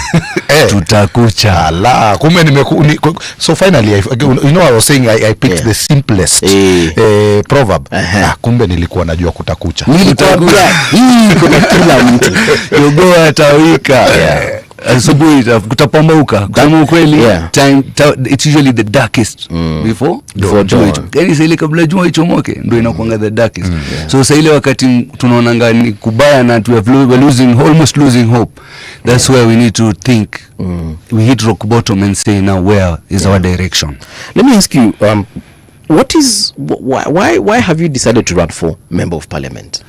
To be honest, why is because first of all, mimi ni kijana wa mtaa. Mimi ni mtu wa South Sea, born and raised. Langata is home. Umeona? And I've seen that for the longest time, Langata has been led by people from outside Langata who don't understand the problems and the pains of the people of Langata. And they don't listen to the people of Langata. They want to do what they think is best for the people of Langata. So to be honest, I feel like in our leadership, I'm somebody who has treated, I'm somebody who has complained, I'm somebody who has gone for protests, done everything, and I've realized that what I'm doing is not really helping. We need accountability. We need good leadership. We need good governance. We need, a lot of, creation of employment, because the average age of a Kenyan is 19 years old. And the same is the biggest problem. Go to any ward in Langata today, Karen, go to Nairobi, go to Mugumoini, you're from Mugumoini, you'll tell us the biggest problem is youth employment stroke empowerment. You understand? So people are there and ready to work, but they don't have anything to do. So this is where my forte is. I've been doing this for the last 12 years, empowering young people, getting them, opportunities abroad. And I feel like even locally I've done a lot in terms of empowerment. You understand? So I'm somebody who looks at a situation and thinks, I can solve this thing. Why don't I actually now come in and do it? So we can do all we want to do, but at the end of the day, kama kazi mwashinda, watuachie sisi. So to be honest, this is a calling from my side. Trust me, I'm putting myself in a lot of pressure because already I'm usually very busy. But at the same time now, I'm like, you know what? This is more important. Wacha tuingie campaign kidogo, tueleze perhaps given the opportunity, if the people of Langata decide to choose you, choose you, how exactly would you change that employment situation? Because it's what every other politician says, from the president all the way to the MCA. Bro, it's the approach. It's the approach and the love for the people. Most of these people that are elected, unfortunately, let me tell you, are here for business. I've intermingled, and that's why I'm even more motivated to come in, because I'm seeing that the people that are in this are here for their own personal interest, not for the people. Number one. Number two, once you have that love, you will start figuring out, when, let's say like you have a family and they're hungry, you will start figuring out, where am I going to break a meal for my family today? You will go out there with the purpose that today niko na watu nyumbani wanasubiri na kitu. So kama unapenda, utafanya. Bro, creating jobs is intentional. Like I just came in, aside from other things that I went to Switzerland to do, but I met a company that contracts India with 10,000 calling jobs. You understand? India and Europe, the time difference is crazy. You understand? Kenya is closer, 1 hour between here and Switzerland. They're giving 10,000 jobs to Indians, and Indians don't speak good English like Kenyans. You understand? So if I was in such a position, and I'm not even an MP, and I went and sat down a meeting, and I'm trying to attract that business to come to Langata, so that 10,000 people is not a joke. Out of 150,000 voters, maybe half already have jobs. What about the other half? 70,000. Tukipatia 10, tutakuwa tumepanga wasi kadhaa. Not only people, but families. You understand? So this is intentional. Bringing in a company, like Amazon can easily attract 2,000 jobs. You understand? So, this thing is really important, where leaders need to position the constituent in a way that, guys, we're here to support your business, and also at the same time you'll be supporting our people. And, aside from this, looking at the statistics, my forte is in education. I'm a petroleum engineer by profession, but then I after working in the oil and gas, I ventured into education due to passion, and I've been there. I'll tell you, bro, the biggest challenge we have we want to get to Singapore with 8 out of 10 students dropping out after high school. Yes. You understand? 8 out of 10 after high school, how a dropout. Let's not even talk about the people that make it to Form 4. Just after Form 4, out of 1 million people, 200,000 are the one who continue with any other educational skills, talent development, blah, blah, blah. You understand? This is crazy, bro. You are not preparing the people enough. If we are going to put them into proper skills and talent development, especially transferable skills, vitu kama welding, which you can work in several industries. You know, something like, I met a lady from Taiwan and she's invited me to Taiwan to do some research about the semiconductor industry. That is an industry that is employing thousands and thousands of people all over the world. You understand? By positioning yourself and showing them, the producers, that we have that talent in Kenya, come and set up. You know what I mean? It is going to work, trust me. So I've done a lot of projects with Ministry of Education in Malaysia. I'm actually working right now with talent development for Uganda. You know, like, you know, Petroleum Authority of Uganda, where, you know, they have oil and gas and they don't have the capacity. So we're building on their capacity to make sure that they're ready to deal with the oil and gas next phase, because they're done with the pipeline. So, you know, they actually need that talent. So I feel like it just needs somebody who cares, somebody who understands what they're doing, a sober mind, somebody who's there with the intention of solving problems and creating job opportunities for these young people. Because once we have that, a lot will be checked. Insecurity will drop. You know, things like goonism will drop, because people are being misused because they don't have an opportunity. Kama itabidi niende nirushe mawe ndo nilipo nilisha watoto. So be it. You understand? So many things come from employment. Once people are stable, things will be better.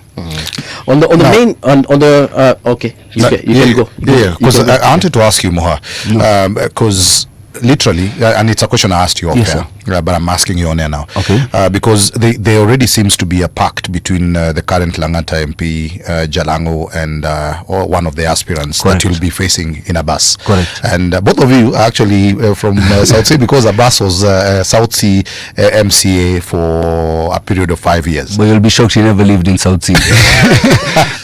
No, those are things that we need to learn. But that is going to be your biggest challenge at this particular point. So what do you think you can be able to offer that Abbas? Let me tell you, Langata people are very well educated compared to most of other constituents, and they know what is happening, and they can reason and say that this is a good leader or this one amekuja biashara. Unaona? So to be honest, I've seen the endorsement, and we have tumekashifu kabisa, kwa sababu you cannot endorse. Kenya is not about endorsing leaders. You understand? If we are to change outcomes, it's not about just changing faces. It's not about changing personalities or names. You understand? It's about changing the outcomes and making sure that the people we're putting there are really worth that shot. You understand? I always tell people, by the way, if even a candidate that is so much better than me, trust me, I can even step down for that candidate, because what I want is the best for the constituents. You understand? And up till now, I cannot see any credible candidate. Even the endorsement that happened, to be honest, Abbas has been an MCA in South Sea for 5 years. I'm from South Sea. He has never appeared even once. He was an absent leader throughout. Till today, he cannot step foot in South Sea. Even people of South Sea washasema wampatii kura, kwa sababu jamaa hata tuoni kazi alifanya. Alitunisha vitimbi time ya election, baadaye akapotea. So I can tell you for free that this is the problem. Number two, how can a leader at this current time, you know, especially Langata, where everybody is feeling that, you know, the gauge, we look at the metrics, people are looking at, okay, how's the situation now compared to a couple of years ago? Definitely not better. You understand? Especially for the mwananchi, definitely not better. Na unazidi kuinua vidole mbili na watu wanainua kidole moja. Hiyo ni straight. Bye. Umeelewa? Langata has been always opposition, number one. Number two, you know, Langata people understand the situation and they worry about, you know, you're driving a 40 million car, you know, and then you go and, you know, there's so many scandals that are happening everywhere. You know, you hear there's a land grabbing happening here, accusing your name, not even in the constitution, outside. So you're misbehaving outside even. So what about right now? You understand? Never in history in South Sea have we had collapsing of buildings, you understand, while somebody was there to make sure that everything is going on. And you know, there are many allegations that also he's the broker between them and the county, you understand. So this is somebody who's there for his own personal interest. And tunaambia Jalango, he has tried, to be honest, he has tried, and he has done something, at least compared to all other leaders. That's enough of comedy. Now it's time to bring in real progress to Langata. Kuna the three main what are they called, kazi ya mheshimiwa ya member of parliament rather, you know, representation, legislation and oversight. Correct. How are you planning to work on these three? Because bringing development, that is really good. Correct. Empowering young folks, hiyo iko sawa. Ndio. Lakini hapo kwa legislation, hapo kwa representation na hapo kwa oversight utafanya nini? Thank you very much. Thank you very much. Unajua kitu moja ambayo tena nakumbusha leaders wa Kenya ni kwamba you are there to represent a group of people. So your job is to listen to what the people are saying and then convey it forward and act on it. For instance, we have a dilapidated infrastructure in Langata. You understand? We even went in for a legal protest. We were delivering a petition to say that hey, enough is enough bana, hizi si mabarabara tena, because now we can't even move. You know what I mean? Like literally, yani mashimo ukipita kule, they are literally not even potholes now. I don't even know what to call them. So you know, we went to deliver a letter and we were received by stones. So at the end of the day, this is not a leader that is there to represent us, number one. Because you delivered this where? We were taking it to the MP Jalango to help us push Kura, because we have directly written to Kura many times without no response. So nani aliwachapa na mawe sasa? Si tulikuwa tunaenda kwa MP na tukapigwa mawe na MP na watu wake. Wagunzi walikuja wakaturushia mawe na tulikuwa na escorts na police, and they even damaged a police car. You understand? Completely. Even a police was wounded. Jalango moja wetu. Video, everything is on video and it's online. You can check it out. You know, I don't want to discuss any particular person, but this is a fact. It is a fact that walitupa mawe na sisi wenyewe tukaenda tukamwambia sawa, this is how tumepokewa. Umeelewa kwamba tunaleta barua but tunapigwa. So even come back to the finance bill. You understand? Come back to the finance bill. People were sending WhatsApp messages to their leaders and telling them, bana, this thing, it doesn't work with us. Unatukanwa.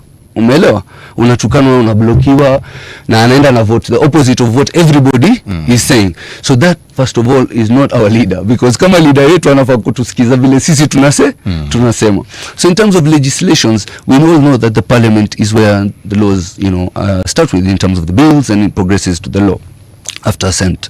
But you know, when you have somebody there who is easily just paid something small to sway a vote into this side, or is playing party politics, while mwananchi is seriously in trouble down there, tunaona huyu mtu hayuko serious. Umeona? And that's why even they said almost 60% of parliament will go, but I can tell you it's 90% that will go. You will not see 90% of the people in come 2027, because people have said enough is enough. Watu wamechoka kwa sababu hawa watu tumeweka hapo hawako kwa side yetu.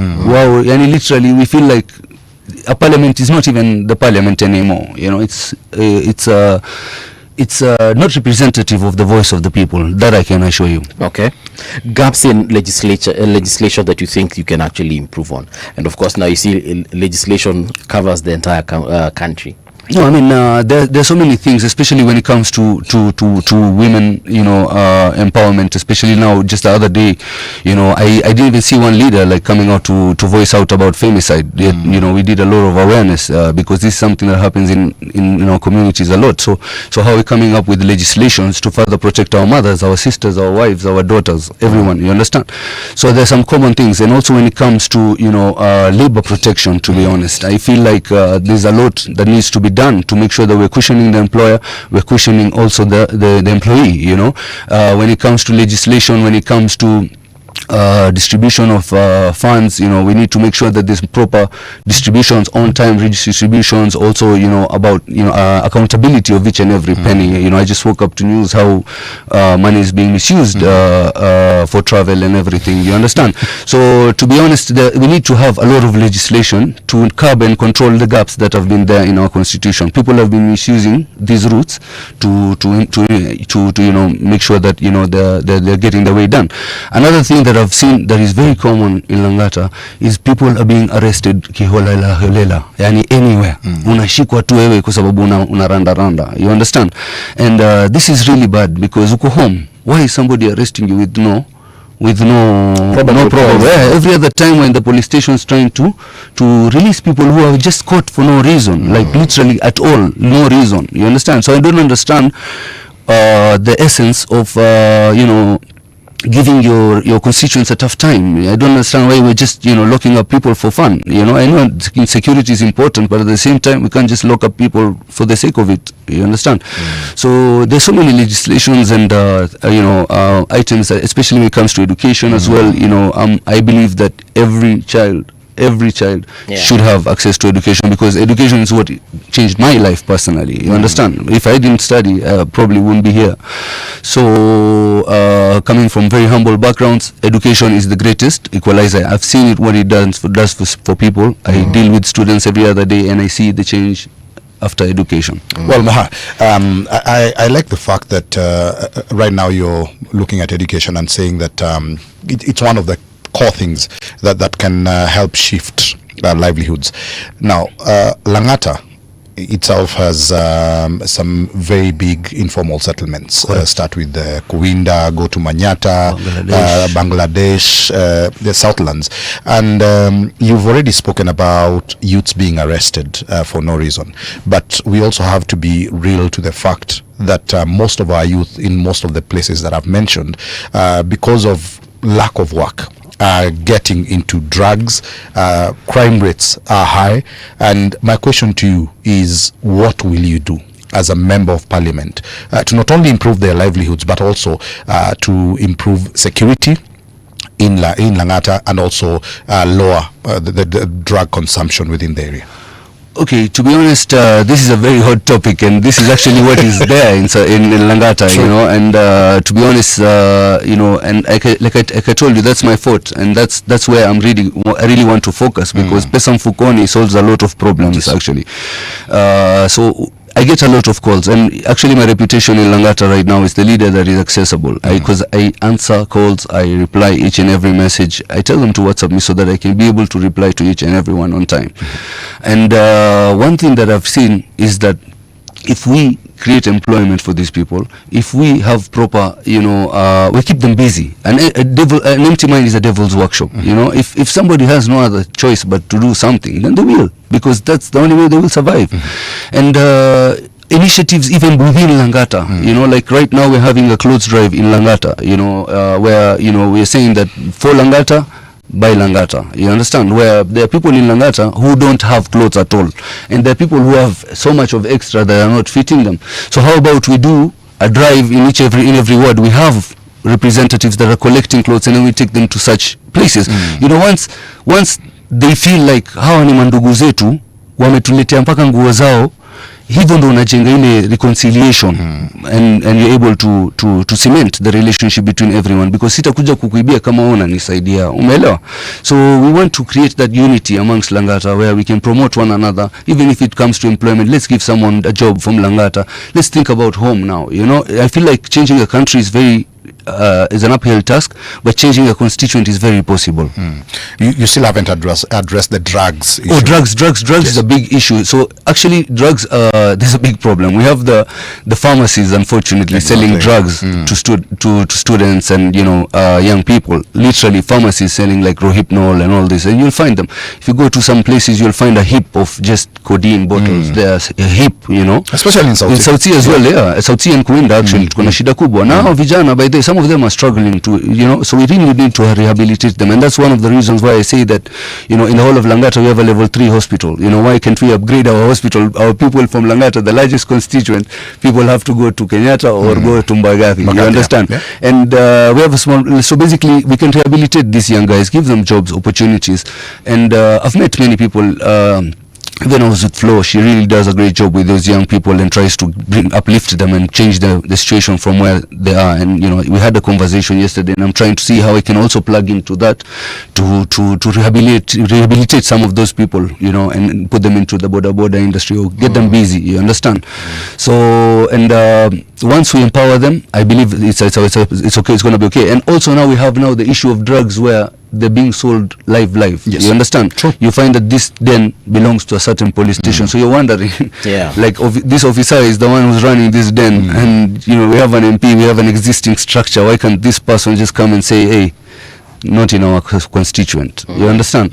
So this is something that people give a blind eye to, but we shouldn't, because it's destroying our society.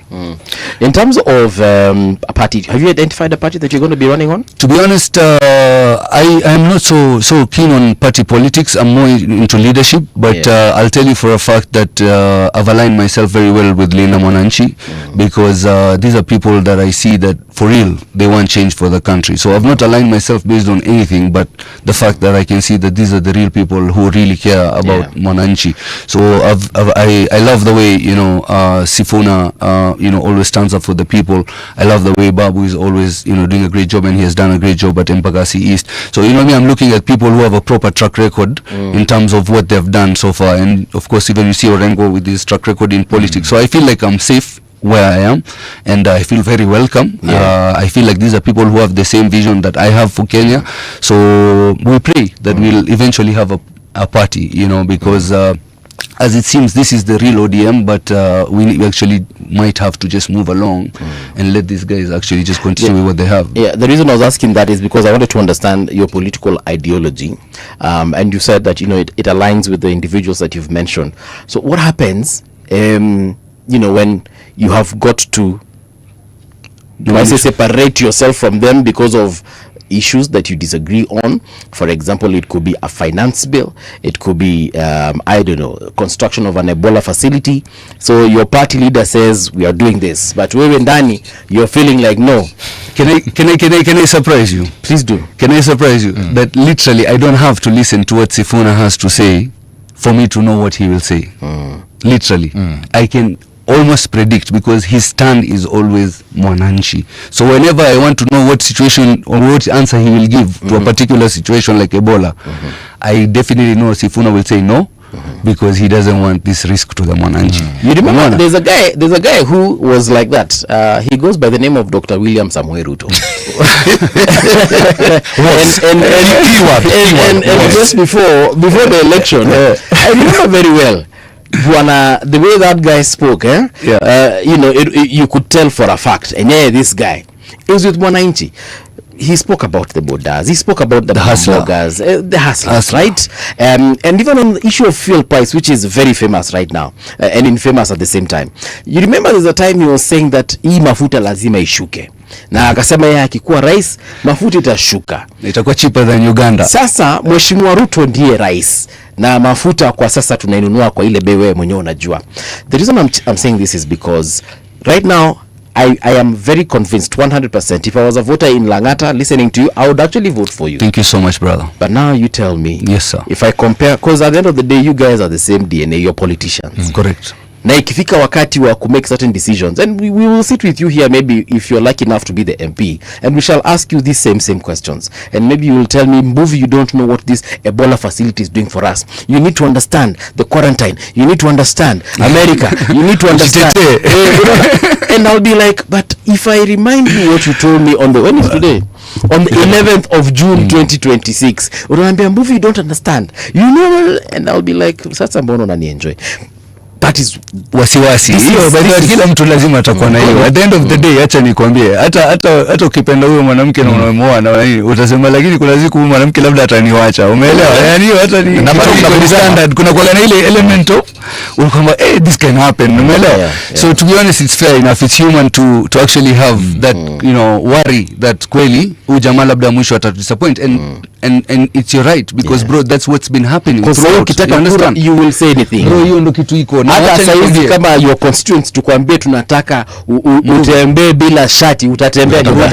Najua lakini kitu moja Mbuvi, kama vile unajua, trust me, if somebody has a sober mind, na ukae na mtu umsikize tu hata kama ni 20 minutes, utajua huyu jamaa kweli ako hapa kufanya hii ama ako hapa kwa biashara yake. Umeelewa?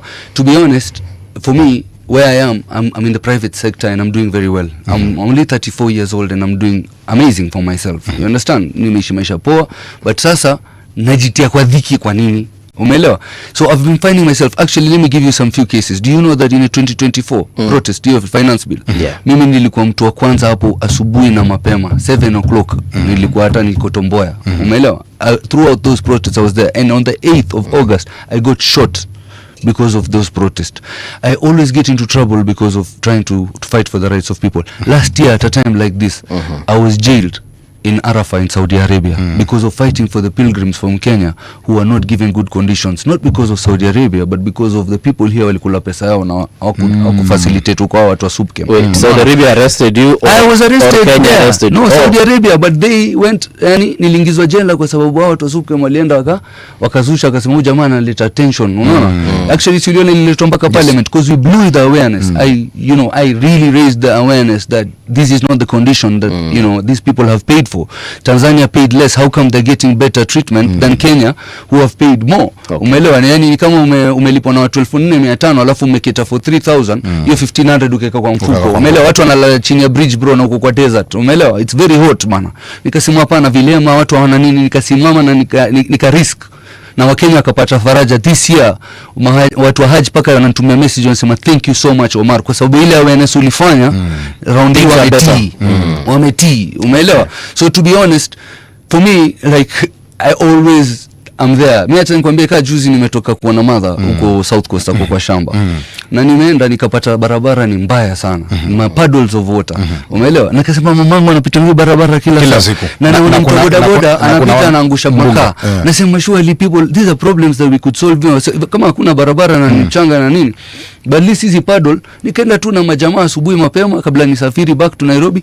Tukasimama na rende tukatoboa mashimo tukaclear hiyo maji yote kutoka kwa barabara, at least even if it's a bad road but at least you can see the road. So na si ati nimelipwa ama natafuta kura huko, ile kwamba mimi ni binadamu na naona this problem is something that I can solve very easily and many people will benefit from that. Omar, kunywa maji kidogo nikisoma comments hapa. Here we go. Kuna jamaa anaitwa M.OH Omar amesema Langata needs Omar MP Langata. Kaka Morris amesema Langata iko safe. And then we have my tech 2.0 anasema these people are always making promises, when they get in you realize it was just hot air. Okay, you've addressed that. Gabriel, but my tech amesema blame county government, which is licensing and plant constructions left and center, not the member of parliament. Gabriel naye anasema being arrested is not an agenda with the kind of crime being committed daily. Being arrested is not an agenda. Okay. Then he goes on to say, great question. Am I missing something here? Oh yeah, here it is. What is his agenda on the poor drainage system within South Sea?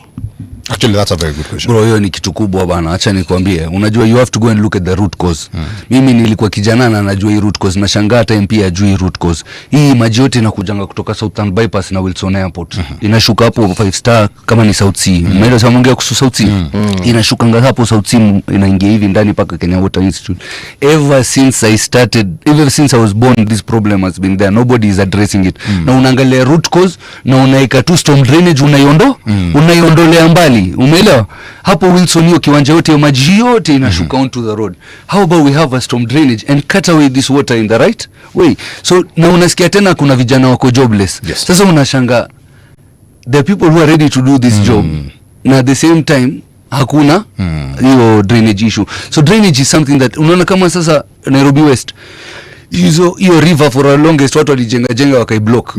Hiyo river ikilipukaga always hapo South Sea nje ya msikiti water shame mpaka maji inaingianga sewage inaingianga mpaka ndani ya msikiti na mashule na manyumba za watu. Mimi nakwambia it is mvua ikinyeshanga South Sea watu usiku wanakesha my friend. Unajua kwanza kunyesha maji El Nino inakuja pale. Hii barabara sasa ukienda bro, mimi juzi tu nimetoka huko kutembea.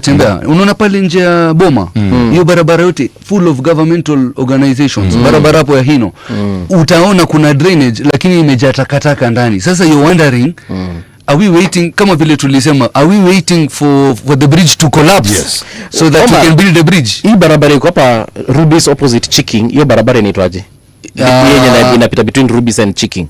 Between Rubis and Chiking. Ukitoka Chiking ni ngoja hiyo ni Mama Ngina. Imetoka kutoka pale SDM msikiti inakuja mpaka Rubis. What's the name of that barabara? Hapo ni pale South Sea Shopping Center, si ndio?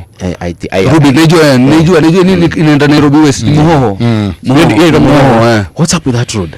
Simi na kwa disaster bro, because the issue is the river. Whenever the river bursts, the water comes in and takes away even the road that you'll put. So before we even start making roads, let's focus on drainage. Unaona? Drainage ndio key. Hii barabara yote hiyo on the side, say they've cleared those shops. They were illegal shops there. You know, that's a very good route for pedestrians to be having a place to walk and also have a drainage and even expand our roads, because the issue is South Sea has been overpopulated now. Umeelewa? Yani in amenities, as we develop vertically, I agree, it's important we develop vertically. Nairobi is becoming more populous, we need to go up, but as we develop vertically, we need to also have horizontal infrastructure.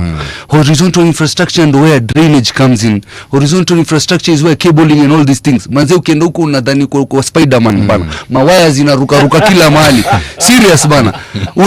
Mawaya kila mahali. Unapata kila nyumba iko na aerial. To be honest, we need to care about also our aesthetics of our place. You understand? You know, you can have one aerial and distribute this network to every tenant. You understand? So I feel like mawaya zinapita kila mahali, watu wanapitisha mawaya kila mahali, mara viatu zimehanga huko juu. So you wondering, what are we trying to show even our guests? Tumeingia wapi yani, unaona? So I feel like hizi vitu ni vitu zinafaa kuaddressiwa very very urgently, because these are where the taxpayers are living. A lot of taxpayers in Nairobi are staying in Langata. In fact, if you look at Langata, it's not an industrial area or what it is a residential most of the time. You understand? Ukiangalia huku kote kuanzia South Sea, ukuje Nairobi West, ukuje hivi kama unaenda Mugumoini High Rise, uende paka Karen, those are all residential stroke universities education. And a lot of government institutes, by the way. I think Langata houses, kwanza ukiangalia Langata ukianzia pale Timol, ukipanda hivyo juu ni institute ni kuna polisi, Kirdi, kuna jeshi. Na hiyo hata unakaa hiyo mall imejengwa hapo, hakuna hata public participation kupata. Umeona? Hata hiyo mambo ya KWS, to be honest. Yes. You know, like there's no public participation that is being done. That is the major issue. Si ati kwamba tunaona ni kitu mbaya inafanywa. Kusema kweli, if you look at even, you know, the impact that this thing will create and the jobs they will create for Langata, I feel that it might be worth. But most importantly, listen to the people. They have concerns over the animals. They have concerns over whatever. Sit down with them, hear their concerns, come up with a solution to address their concerns, so that if we're moving forward with something, we are moving forward when everybody is 100% on board. Kwa sababu hata sasa tukiforce vitu, tunaekelea pesa, inafika sijui koti imesimamisha, sasa unapata pesa imekuwa mahali. Umeelewa? Why are we doing these things? Umeelewa? Okay. In fact, I nataka kurudi hapo mahali umetaja kwa mambo ya park. Yes. Mambo ya KWS. Na Bomas. Yes. Because the government will come out and argue that Bomas in itself, that conference facility, is a huge investment. Not just for the government, but also for the people of Langata, and the country at large. Because if you are to look at one of the biggest earners for Rwanda, it has always been conferencing and sports. MICE events. Like MICE is very big for them, and that's what they're trying to do. But I also now need to hear your take, because there was a protest that happened the other day on the issue of parking, because they want to move the National Orphanage from where it is now to the Boma side, and there's also talk about building parking for cars within the park itself, and a lot of people are complaining. So I'd want to hear your take on the same. What do you think, and what should be done? Okay, to be honest, brother, I know this is a very sensitive topic, especially for the people who love animals. You know, I also love animals, but at the same time, you know, you have to be very rational and look at it from a different angle. Unajua si vizuri to politicize kila kitu. Ni vizuri saa zingine tuseme kwamba hiki kitu itasaidia. Umeelewa? So I have seen, you're right, Rwanda is benefiting a lot from the MICE activities. I've even got the opportunity to visit the conference center, and it's helping to boom the economy. So even now in Kenya, when people in East Africa, when they decide a location and they see we can accommodate them, they will be coming to Kenya. And this is business for the hotels, more employment. You know, they're actually building hotels inside Bomas itself, 3 hotels. Yeah. So it's going to really even help the other hotels and people to get employed. So if you look at it, it is a good thing. But now coming to where we now need to take some bit of the land. First of all, let's have a public participation.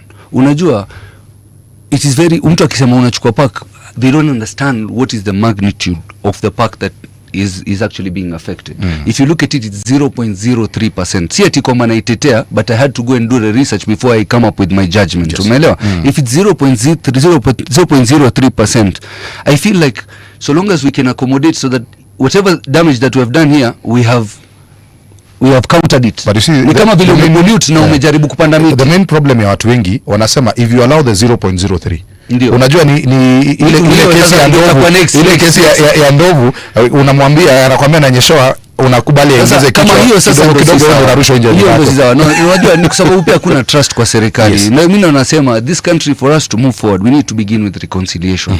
We need to start over a fresh page. Kwa sababu I agree that that's the tendency of things that need to how things have been going. You understand? Kwamba hivyo inaanza hivyo alafu inaendelea kwa hivyo. Unaelewa?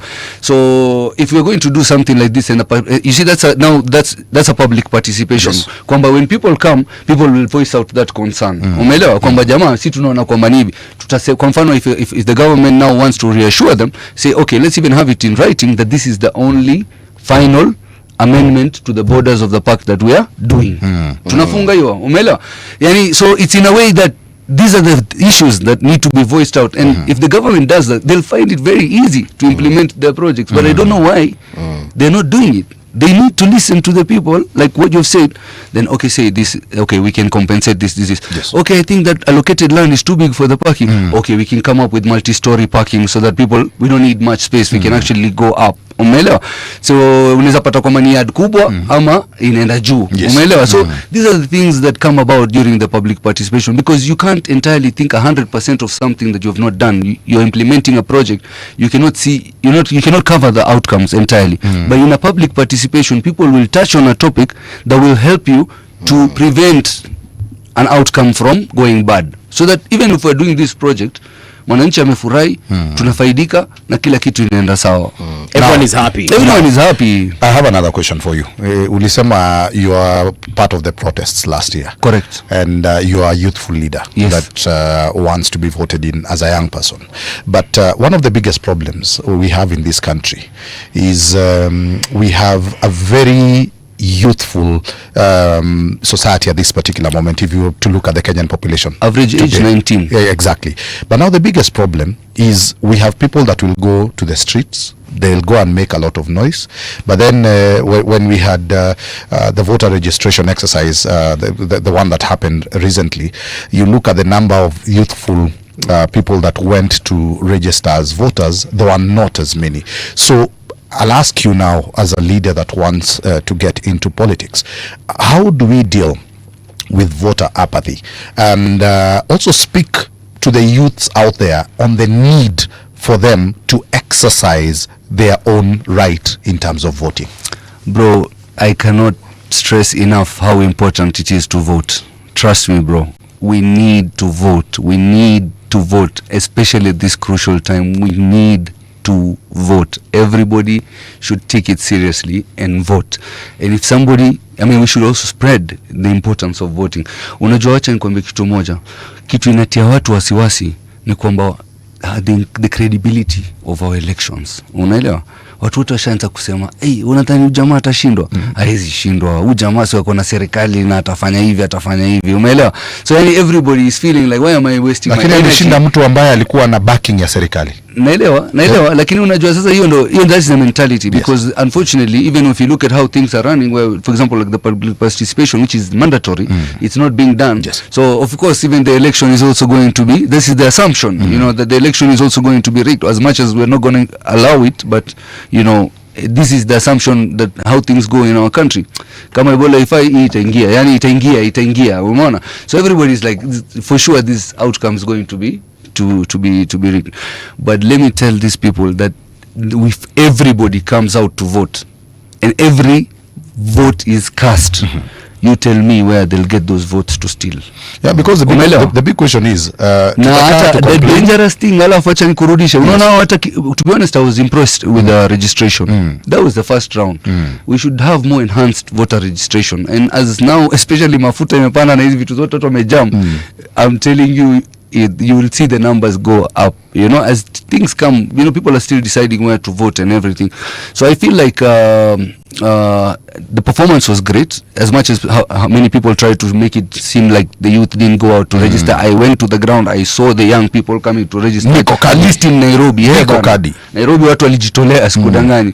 So at the end of the day, I need to question these things. Unaelewa, hata hizo number of new people that were registered and everything, like I wouldn't be shocked like even those numbers were not correct in terms of that, you know, because this is the tendency. Like we're given information that we want to hear. So I'm just saying that if everybody plays their role to educate one another on how to elect a good leader, if before you say that utapatia mtu kwa sababu unaambiwa kuna watu wengine kama opponent wetu wanaitwa hoteli, wewe kula kwa hoteli alafu upige kura kwa mwenye anafaa, umeelewa? Kwa sababu at the end of the day it's so important we choose the right leaders and it's so important that we cast our vote, and it's more dangerous if we have a vote and we don't use that vote, because sasa hapo ndo kura itaibiwa, umeelewa? So my advice is everybody come out to take a decision for the next 5 years of your country. Unajua hiyo hata sijui nitakwambia aje, yani sijui tuongee Kiswahili, Kichinku, Kijapanese, yani itabidi tu watu waelewe kwamba we need to be taking more because unajua once you put in the wrong people for the next 5 years hakuna progress. Tutapiga kelele, watu watakublock, gatekeeping itafanyika, itaisha miaka 5, hata ukimtoa atapata kazi mahali nyingine. Kwa Kichinku wanasemanga donshanko ni kuwa kura yako uko kadi. Moha, the other thing maybe that we also just need to enlighten the youth, and sometimes I fault the IEBC because they really don't come out to tell people the truth, which is voter registration never stops. It is a continuous process. So all they need to do is go to the constituency, the IEBC constituency office, bado registration inafanyika. Wacha nikuulize swali moja. Yes. Wakitupiga polisi wanazungukanga? Ndio. So wanazungukanga? Wazunguke hivyo kila mahali ifunguliwe tena kura. No, unajua the thing is, acha nikwambie, hata sasa hivi watu wengi wananiulizanga sasa hivi ishafungwa hiyo kuchukua kura, na umwambia bado iko wazi, ni vile tu kwamba imepunguzwa, yani it's not enhanced, yani kwamba sasa they're doing it in particular location, umeona, but actually the ideology of people is that this thing has closed. So hata kama wale wako on air mjue kwamba hiki kitu haijafungwa, iko wazi mpaka hata next year. So nyie endeni sasa hivi mkachukue kura, unajua, kachukueni kura now. This is what is going to help us. Usifanye kesho kutwa. Hauna wera sahi, enda kachukue kura. Omar, kuna mtangazaji hapa anauliza, this is Samson Abok anasema, Omar, hiyo pesa ya campaign just give me, cause nikai kitu anasema umechukua. Lakini kuna mwingine anaitwa Muthui, I think I had seen Muthui Steven. Muthui anauliza, where can we find his manifesto? No, I mean, we're very active in the WhatsApp groups of the location. I think it's very important to collect ourselves.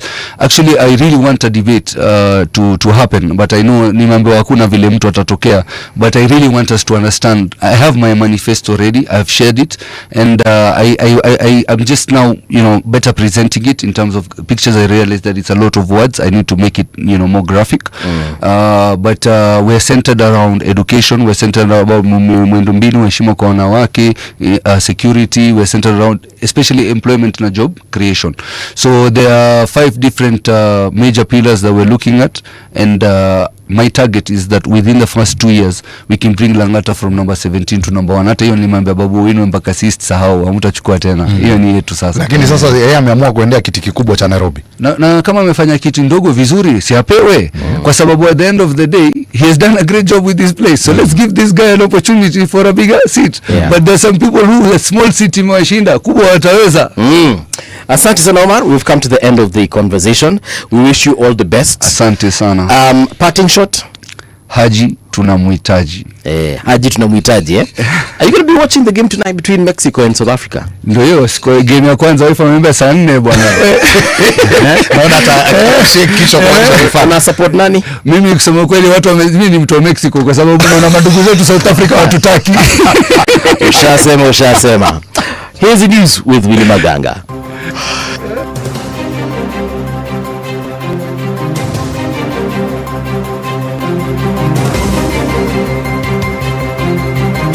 This is the Radio Generation News.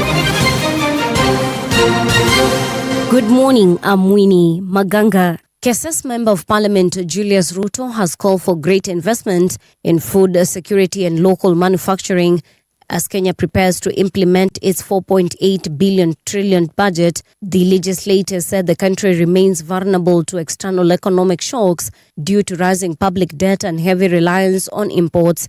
Speaking on Radio Generation today, Ruto urged the government to strengthen support for micro, small and medium-sized enterprises, agriculture and industrial development to spur economic growth. We all know that for the last 10 years, we've been going through recession, generally, but globally, because of challenges, what we call external environmental challenges that we've been going through, especially a country like Kenya, which is a net importer. We rely so much on other people's hard work to manufacture, to produce for us to survive. And on this, we import even their problems, inflation. And on the other side, what we've been trying slowly is to sustain a constant focus on our production, especially food, because that is a primary security of every country. So in terms of agriculture, what I'm seeing is that continuously these budgets has managed to protect that, because that's the first line of existence we need to live, you know. The number two is now looking at a framework that can spur growth in terms of MSMEs, because what we are still lagging behind is the clarity on our manufacturing sector, you know, because this is where it's going to sustain our employment. This is where every Kenyan will feel I can have something on my table. Kenya's diplomatic mission in Thailand has raised concern over the increasing number of Kenyans being lured into trafficking syndicates operating across Cambodia, Myanmar and neighboring countries. Ambassador Lucy Kiruthu says many victims are being recruited through false promises of well-paying job opportunity abroad, only to end up trapped in exploitative situations. The individuals identified as Alex Kinyua, Dennis Kinyua and Morgan Mutugi are said to have left the country on September 24, 2025, according to Kirinyaga woman representative Njeri Maina. Njeri called out the state for allowing Kenyans to suffer in such countries with no help. Consulates have that bad habit of looking the other way when Kenyans are stranded in foreign countries and they need their help. The only reason I want to remind them they're there is to protect Kenyan interests, and that includes Kenyan citizens. So it is very critical that leaders call to order consulates. Wiper Party leader Kalonzo Musyoka has criticized the government over what he says is a growing crisis in school safety and student mental health. Speaking in Nairobi, Kalonzo said many students are raising concerns about unsafe dormitories, poor school infrastructure and increasing mental health challenges. He noted that recent cases of school unrest and deadly dormitory fires highlight the need for urgent action.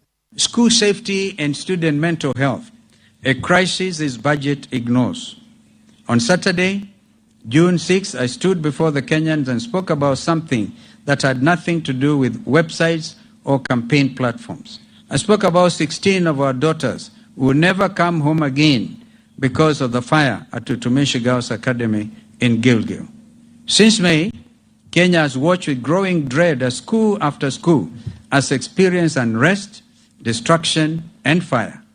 Lenana School, State House Girls, Alliance High School, Loreto Limuru, these are not isolated incidents. The United States and Iran have exchanged strikes across the Middle East for a second consecutive day, further escalating tensions and straining an already fragile ceasefire agreed in April. U.S. Central Command says it carried out a wave of self-defense strikes targeting military, surveillance and radar sites in southern Iran. The strike comes hours after U.S. President Donald Trump warned that U.S. forces will hit Iran hard, saying Tehran had taken too long to reach a permanent agreement to end the conflict. And that's the truth on Radio Generation. Good morning, I'm Winnie Maganga. The views and opinions expressed on this program are those of the guests and do not necessarily reflect the views of Radio Generation. Radio Generation assumes no responsibility or liability for the interviewee's views. This is Radio Generation. In the beginning, there was more morning radio. But now there is Radio Generations, the People's Breakfast. Curious and bold, getting facts from the shadows. That's what it is. Now, as the city wakes and secrets stir, a bright new voice shines. The People's Breakfast. Your morning, your voice, your journey. Good morning. Good morning, my neighbor. Welcome to the home of hard truths and bold insights, Radio Generation. A very good morning indeed, and welcome to the home of hard truths and bold insights. This is the People's Breakfast. My name is Mung'ala, currently with Mr. Samuel Muraya here in the studio, sitting in for City Muga. Now, City Muga is unavailable today because he's currently with the Honorable Chief Justice, that is Martha Koome, and other media personalities. Siati wameenda peke yao wakaanza kukunywa chai. Kwa huko na watu wengine wa media, watangazaji, waandishi, and so on and so forth. They're having a roundtable discussion with media practitioners, and the theme for that particular sitting is strengthening judiciary, media relations for transparency, accountability, and public trust. So he will be back tomorrow to tell us what exactly it is he spoke about, any questions, any hard questions specifically that he had for the Honorable Chief Justice, and so on and so forth. But show imekuwa fiti, so far so good, and I'm liking the discourse that we're having online. Several of you, of course, have given your opinion on some of the issues that we're discussing here. And in this particular hour, we want to talk about development control in relation to decentralization in Nairobi City County. With us is planner and urban specialist Patrick Adolo. Patrick is not new to Radio Generation. We hata nilimwambia apatiwe ofisi hapa, sijui mbona hajapewa bado. Patrick, did anyone reach out to you? Did the admin tell you where your office currently is? I have yet to hear from the admin. I'm a little bit too shy to accept. I'll get to the bottom of this. But welcome. Thank you so much. And then we also do have... It's a pleasure. Karibu sana. We also do have former Nairobi town clerk, and he's also a planner. That is Tom Odongo. Tom, welcome to Radio Generation. We are glad that you could join us today. Thank you. I'm pleased to be here. Yes. Now, and I'll start with Patrick because I want to just get something, off. It's not really on my chest, but I'll just ask.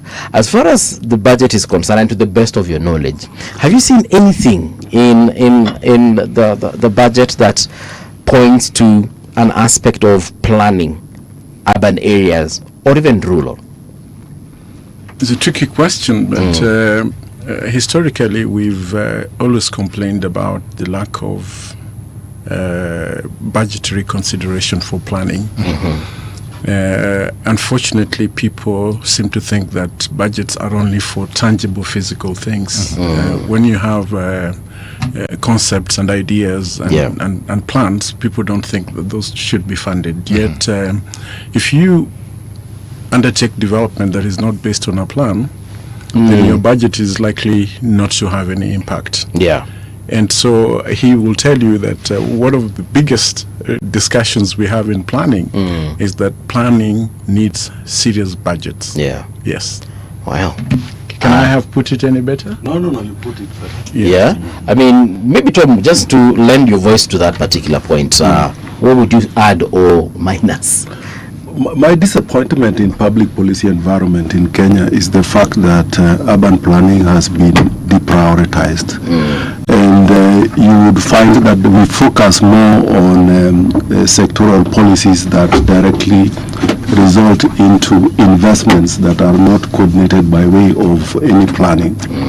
And that's the chaos that we have, because you will never achieve sustainable development, you will never achieve urban welfare, you will never achieve urban resilience, you will never achieve a sustainable urban transformation without a plan. Yeah. Because you must have a vision and you must have strategies to deliver that vision. Yeah. But if each one of us is doing their own things sectorally, in a fragmented way, we do not know the whole that we are building. Yeah. Yes. Well, Tom, I have another question for you, and this is in regards to the guest that we had that just left, who's an aspirant in Langata, and one of his biggest complaints as he was seated here was the fact that he has grown up in South Sea. And the South Sea, he remembers, was a South Sea that was very well planned, had houses that were hatukuwa na high rises. Right now he's complaining about the mushrooming of high rises within the larger South Sea area, and which also basically affects a lot of things. And he was also talking about wires crossing all over the place. And I'd really want to hear from you, because you've been a town clerk in Nairobi County. What plans were there for some of these estates, and why are we seeing so many changes at this particular moment, to a point where we have to question whether we actually plan at all? Approach it at random.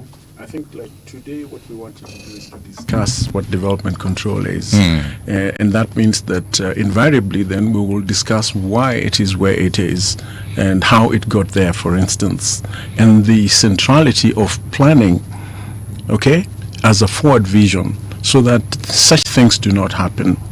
And yet it is so much a question of governance rather than just planning. Okay, because governance is about vision, it's about budgets, it's about people accepting that a city cannot just be allowed to happen. A city must go by a certain evolutionary pathway, and that is very deliberate. That's why city leaders must be made of that caliber of person who understands that the city is a very delicate system that requires to be managed in a very properly organized manner. You cannot roll out a city just waking up one morning, every morning, and doing something. It cannot be like a marketplace. It is a very delicate system. It has a lot of people in it. It must proceed in terms of a long-term strategy. And that's the reason why it is important for us to understand what development control is, what development is, what development control is, and the process of making such plans so that you do not have haphazard development. How did we get there? And that's the big question, actually. It's a fundamental question. And the question is, obviously, by the time we demystify development control, it will actually touch on that question. But I think to put development control into context, we must discuss urban planning first, so that we are able to see where then is development control coming in. Correct. The first thing that we must understand is that cities, to work, they must operate as a system. Yes. And to operate as a system, we have to have an urban plan. And there are two levels of urban planning. Urban planning starts, first of all, with a strategic vision, that we know the end that we would like to see in a city. Then that is expressed in terms of actual development, issue-based sort of plan. Then we go to a second dimension, which is now the land use, because everything we have said in the strategic vision happens on space. Yes. So then we must come up with another instrument, which is called land use planning. What land use planning is that introduces special governance, that we must govern our space, how things happen. And two things are important when we are trying to create a system. We are dealing with urban structure and we are dealing with urban form. Yes. Okay? And development control has no independent existence until there is a plan. You cannot have development control. Correct. Now we are going to understand why we are where we are, because we are attempting to do development control in the absence of a plan. Okay. I mean, in fact, now I need to ask this question, Patrick. What is development control? Because we can keep on. You guys understand it now from a layman's perspective. Yeah, but that is where he's trying to come. Yes. You cannot control something. Yes. Unless you know what it is. Okay. Let me then help you to define development control. Yes. I think everybody understands what the traffic code is. Everybody understands that if you hit the road, there's going to be a traffic code. Yes. And there will be a traffic cop. Or in counties, we're supposed to have somebody call it a traffic marshal. Yeah. That's what the Constitution says. Yes. But for there to be development control, there has to be something called development. And Planner Odongo has tried to define what development is. But let me just take you one step back. If, for instance, for the purposes of the city, and we would love to make this as simple as possible, the city of Nairobi has a very specific function. Probably multiple functions, 1, 2, 3, because a city must exist within a certain macroeconomic structure. So cities are many, but Nairobi is one, Mombasa is another, Kericho, Kisumu, whatever. So when you come to the specificities of the city of Nairobi, you must then develop a plan. You must have a vision for the capital city, for the financial hub, for the UN city, all those things. You must define what Nairobi as a geographic entity stands for in the national economy and in the global system. That's very important. So for you to be able to do that, you must have a vision, like he puts it, which is a wish for Nairobi to be a place that you can say, in the next 20, 30 years, Nairobi is going to have this 1, 2, 3, 4, 5 characteristics. Usually you have a vision bearer, a leader. Now, and I want to be very specific about that movie, because that's what people fail to understand, because that vision doesn't come from the planner. Yes. It comes from you. If an architect designs a house, it is not the architect's house. If a doctor treats a patient, it is not for himself. Yes. Okay? There's always a client. There's always a subject. So the city needs a leader. New York has a leader, Mamdani. Okay? All these cities you see all over the world, they have a vision bearer, and the planner supports the vision. The planner helps in realizing that vision, and that vision is translated into a plan. And a plan can have many dimensions. It can have an economic dimension, an environmental dimension, an infrastructure dimension, but it also have land use activities. That's why a city is structured, in such a manner that you see hospitals, schools, malls, residential neighborhoods, and so on and so forth. And it is important for us to be able to say that, so that we can call that development plan. Sindio? Yes. So when you have a development plan, then you must control it. Yes. Okay? Because if you do not control it, and we'll go into how the instruments of controlling development, just like when you build a road and you allow people to use it, you have to manage it. And so you have traffic control. Then you have a traffic code. Likewise, we also have a development code. And that is what helps us to do development control. That's very interesting. But now I was about to ask something else, but I'd want to also hear his opinion. Yes, we'll share. Yeah, because I was actually going to ask, when you talk about development control, at what point do you factor in the issue of population growth? Because if you listen to politicians today, one of the things they will tell you is the main reason why we are seeing so many changes is the fact that the population of Nairobi is not what it was, say, 5 years ago or 10 years ago. Let me talk about it, and then he will also have his go. This is a very sensitive matter. There's something we call policy. Yes. And Mbuvi, if you can remember, last time I was here, I said I was responsible for the National Urban Development Policy. Yes. And policy is an overall framework for doing things in a country. A government always has policies, agricultural policies, transport policies, and we do have urban development policies. In an urban development policy framework, you're supposed to be able to say, Kenya is going to have 20 towns or 100 towns. Yes. Okay? And we would like to structure those towns from the cities to the mega cities or megapolises. We have the secondary cities, and then we have the municipalities, and so that is all spoken to in the urban policy. But to what extent do we pay fidelity to our policies? Yes. And that is the critical question. Okay? So technical people, with the input of politicians and parliament, can actually work with certain policies, and in this case urban policy. Then you begin to look at the question of how you distribute those cities over the country and what population sizes are allowed in those cities. Exactly. Now, in the case of Nairobi, we've got something that we call primacy, which means that a city develops inordinately in a manner that is unsustainable because we have not managed our policies very well. We have not helped to distribute the populations to other cities. And that is policy failure, because the reason people come to Nairobi is because Nairobi disproportionately houses the things that attract migrants. All the economic magnates are concentrated in Nairobi. In a good policy, we need to distribute economic magnates, education, industry, manufacturing, and all those economic facilities in secondary towns and municipalities, so that we don't have this primacy. So this primacy is a function of bad policy, okay? And it is something artificial. In other countries, they try to make sure that that doesn't happen.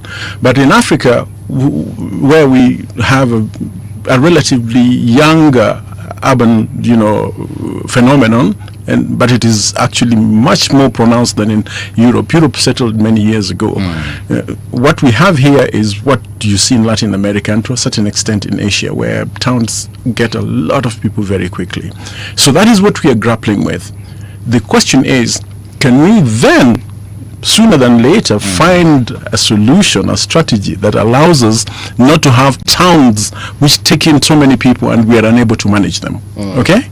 That is the discourse. What I mentioned to that, Patrick, is I think in sub-Saharan Africa, we are trying to give excuses with the rapid population growth as the reason why cities are in this chaos.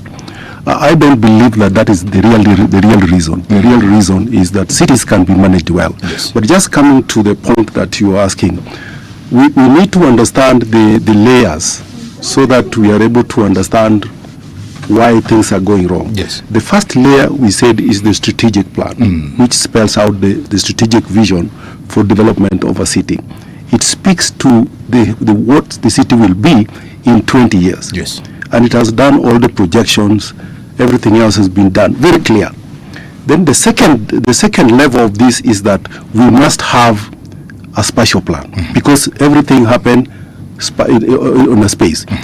The spatial plan is the one that is going to regulate. We are going to regulate development so that development answers to the vision that we have set in the strategic plan. Now, this spatial plan has got two things. One is that it describes the urban structure that we require and the form that we need to have. Development control becomes the tool by which every application for development that comes is going to be tested. So development control is a set of rules and regulation and standards that each development must comply with, and that when they comply, then they are actually contributing to building that vision.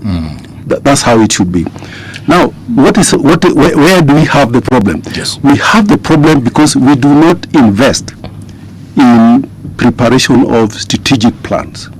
We do not invest in preparation of local land use development plans. We don't invest. So what happens? There is something that has become very popular called zoning. Yes. Zoning has, because of the political economy ecosystem that we operate in, development control has become plan approval process, not regulating development towards achievement of a particular vision. So it means that we have given development control totally a different purpose in practice. Yes. So what do we do now? We now are controlling development without proper instruments that gives us what is it that we want to reach our goal. So you're basically reacting. So what happens? We introduce a very dangerous concept called here administrative discretion. Then personal preferences. What I like is what I approve. You see? Now, that's where we are now. And for me, this is a governance question. Yes. We must ask ourselves, how come the 47 county governments have deprioritized urban planning? Is it a political conspiracy against planning? Is it a knowledge gap? Or why is it? Because one thing that we must understand is that urban planning is one of the single most important tool for urban governance. Without it, you cannot govern a city. Yes, you have left city to anarchy. But the question is, why is it deprioritized in all this? Then the question, what comes to our mind is the political economy ecosystem in which urban governance and development control is taking place. Yeah, let me chime in. Let me chime in a bit. I think he has built a very good scenario around the crisis of urban planning, and you keep asking a very important question about how things fell apart. Yes, all these people, so many people. You know, there's a very strange mentality in this country that cities are free for all. You hear people telling you that you cannot stop us from coming to the city. But it's not the same with rural areas. You know, you cannot come into, movies laughing, you cannot come into my rural territorial space in Vihiga and say that you cannot stop us from coming to Vihiga. We will tell you this is our tribal enclave. Okay? So there's some sort of contradiction. Why is it that to go to Vihiga you really need to trade carefully, but to come to Nairobi you just walk into Nairobi unannounced, and we are supposed to be ready for you. We're supposed to have a school for you. We have welcoming with open arms. I mean, that mentality really is misplaced, because cities have carrying capacity just like any other rural place. Okay, so the reason we talk about urban and regional and rural planning is because we need to strike a balance. All the time we need to strike a balance. When we plan rural places, we plan urban places, and we have a population to balance, and we have carrying capacities. Just like you cannot overload rural places, so you cannot urban places. So you need a strategy for both rural places and urban places. I'm interested in something Tom has said, and it's about, you asked two questions. Is it knowledge gap, or I can't remember the other one, but I'm inclined to say it is knowledge gap, because the initial question was, how comes 47 counties, you know, we have, you said deurbanized, deprioritized, yes, planning. Yes, you cannot tell me that 47 governors out of 47 governors, hata mmoja, no matter how corrupt you can be, surely that should be a knowledge gap. I don't know. What do you think? Okay.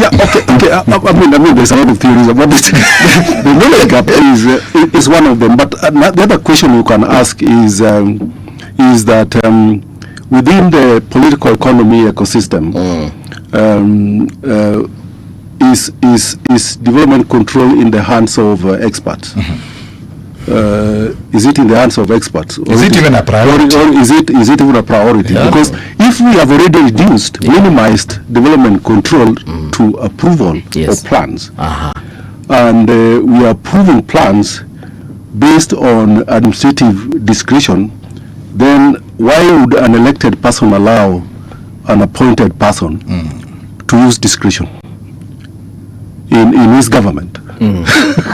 So the question that we ask ourselves right now, what we can see when we walk here is that we see a lot of variations in terms of building heights and sort of thing. And the first thing that you ask yourself, which rule is applying? Then the question you ask yourself, then who profits from this chaos?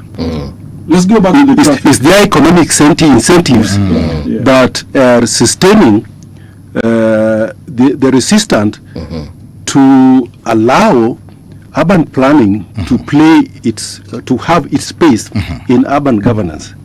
And even is urban governance itself a priorities for the 47 counties? It is not. No, it is not. It is not. And I want to go back to the illustration of traffic management, okay? When we were driving here, we came in the same car. We came to a certain junction which is very problematic. The junction between, what's that junction? Ngong Road, Westlands Ring Road, that junction, okay? And there are policemen there, a lot of policemen. But if you watch what happens at that junction, and I'm using this illustration for the same purpose so that we understand development control, that traffic management stop is the same crisis we have in development control, because the cops will see the four-wheelers, but they will not see the two-wheelers. Yes.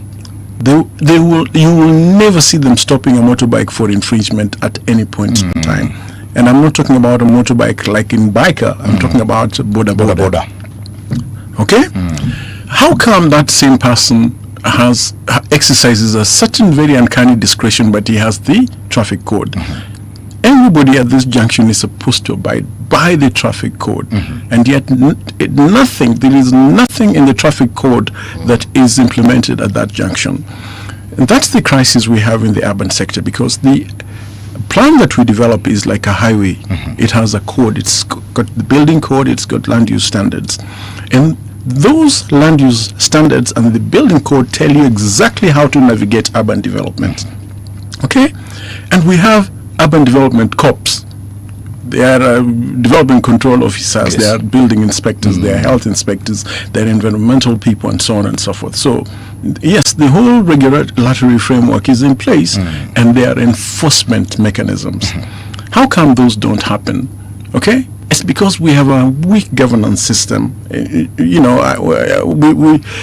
don't want to be controversial. We want people to understand that how that is managed is a consequence of the caliber of governance that we exercise at any level. Okay?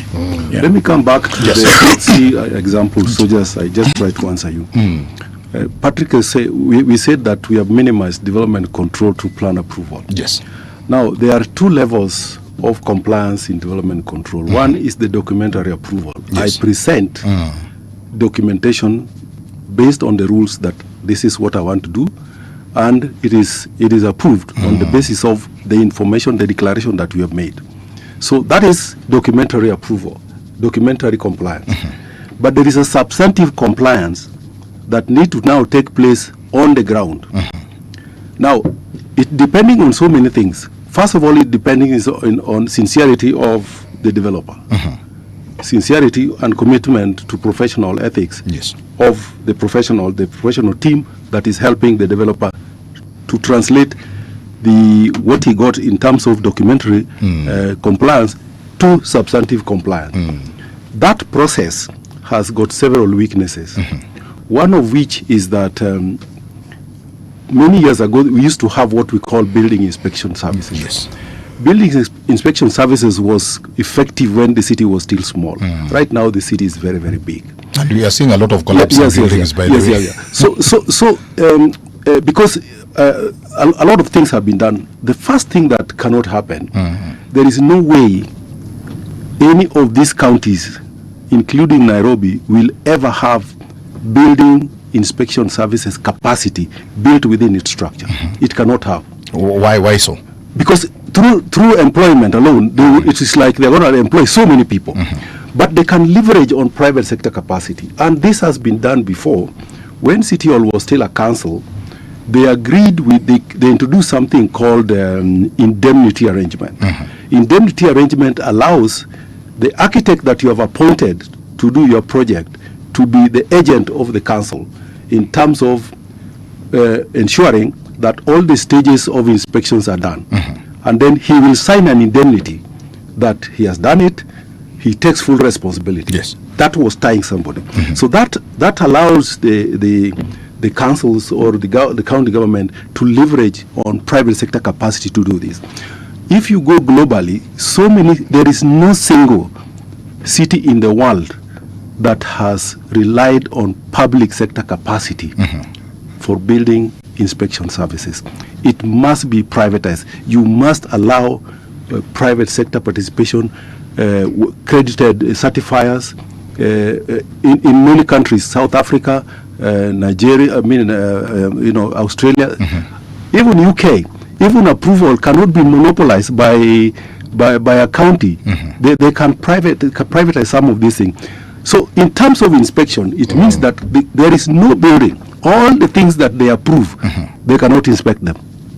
I have a question. Yes. Why isn't this private partnership happening? I think it goes back to the question. This is a governance question.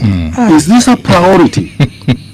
Is getting urban planning right, getting development control right, a priority within urban governance. Yes, and system. I think at this and point, if it does, they would, because first of all, they receive more revenue through this process, but they don't invest anything back to build capacity that is required, build partnerships with private sector, because Kenya has no shortage of technical people who can actually complement capacities that are in county government.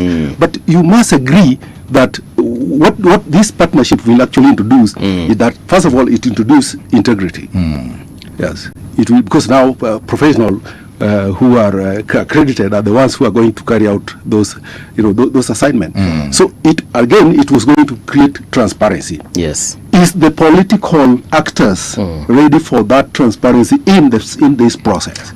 So we're back to political goodwill. Yes. And my point here is then, I think this is where we talk about decentralization in the case of Nairobi. Yes. And yet there is a certain amount of decentralization that has happened. And in our last interview, I said that it was a bit of a lackluster decentralization. Actually, it was just delegation. Yes.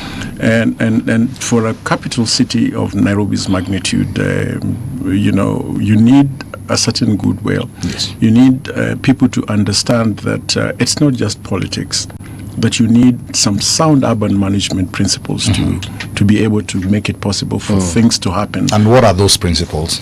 Let me just go there slowly. And before we get even to the principles, we're saying you need to decentralize the territory in an effective manner, so that you can allow, even if you were to deal with private sector, support, you have sufficient representation on the ground for technical services to be effectively managed. And we're talking about development control, we're talking about cleansing, we're talking about maintaining streets and security and so on and so forth.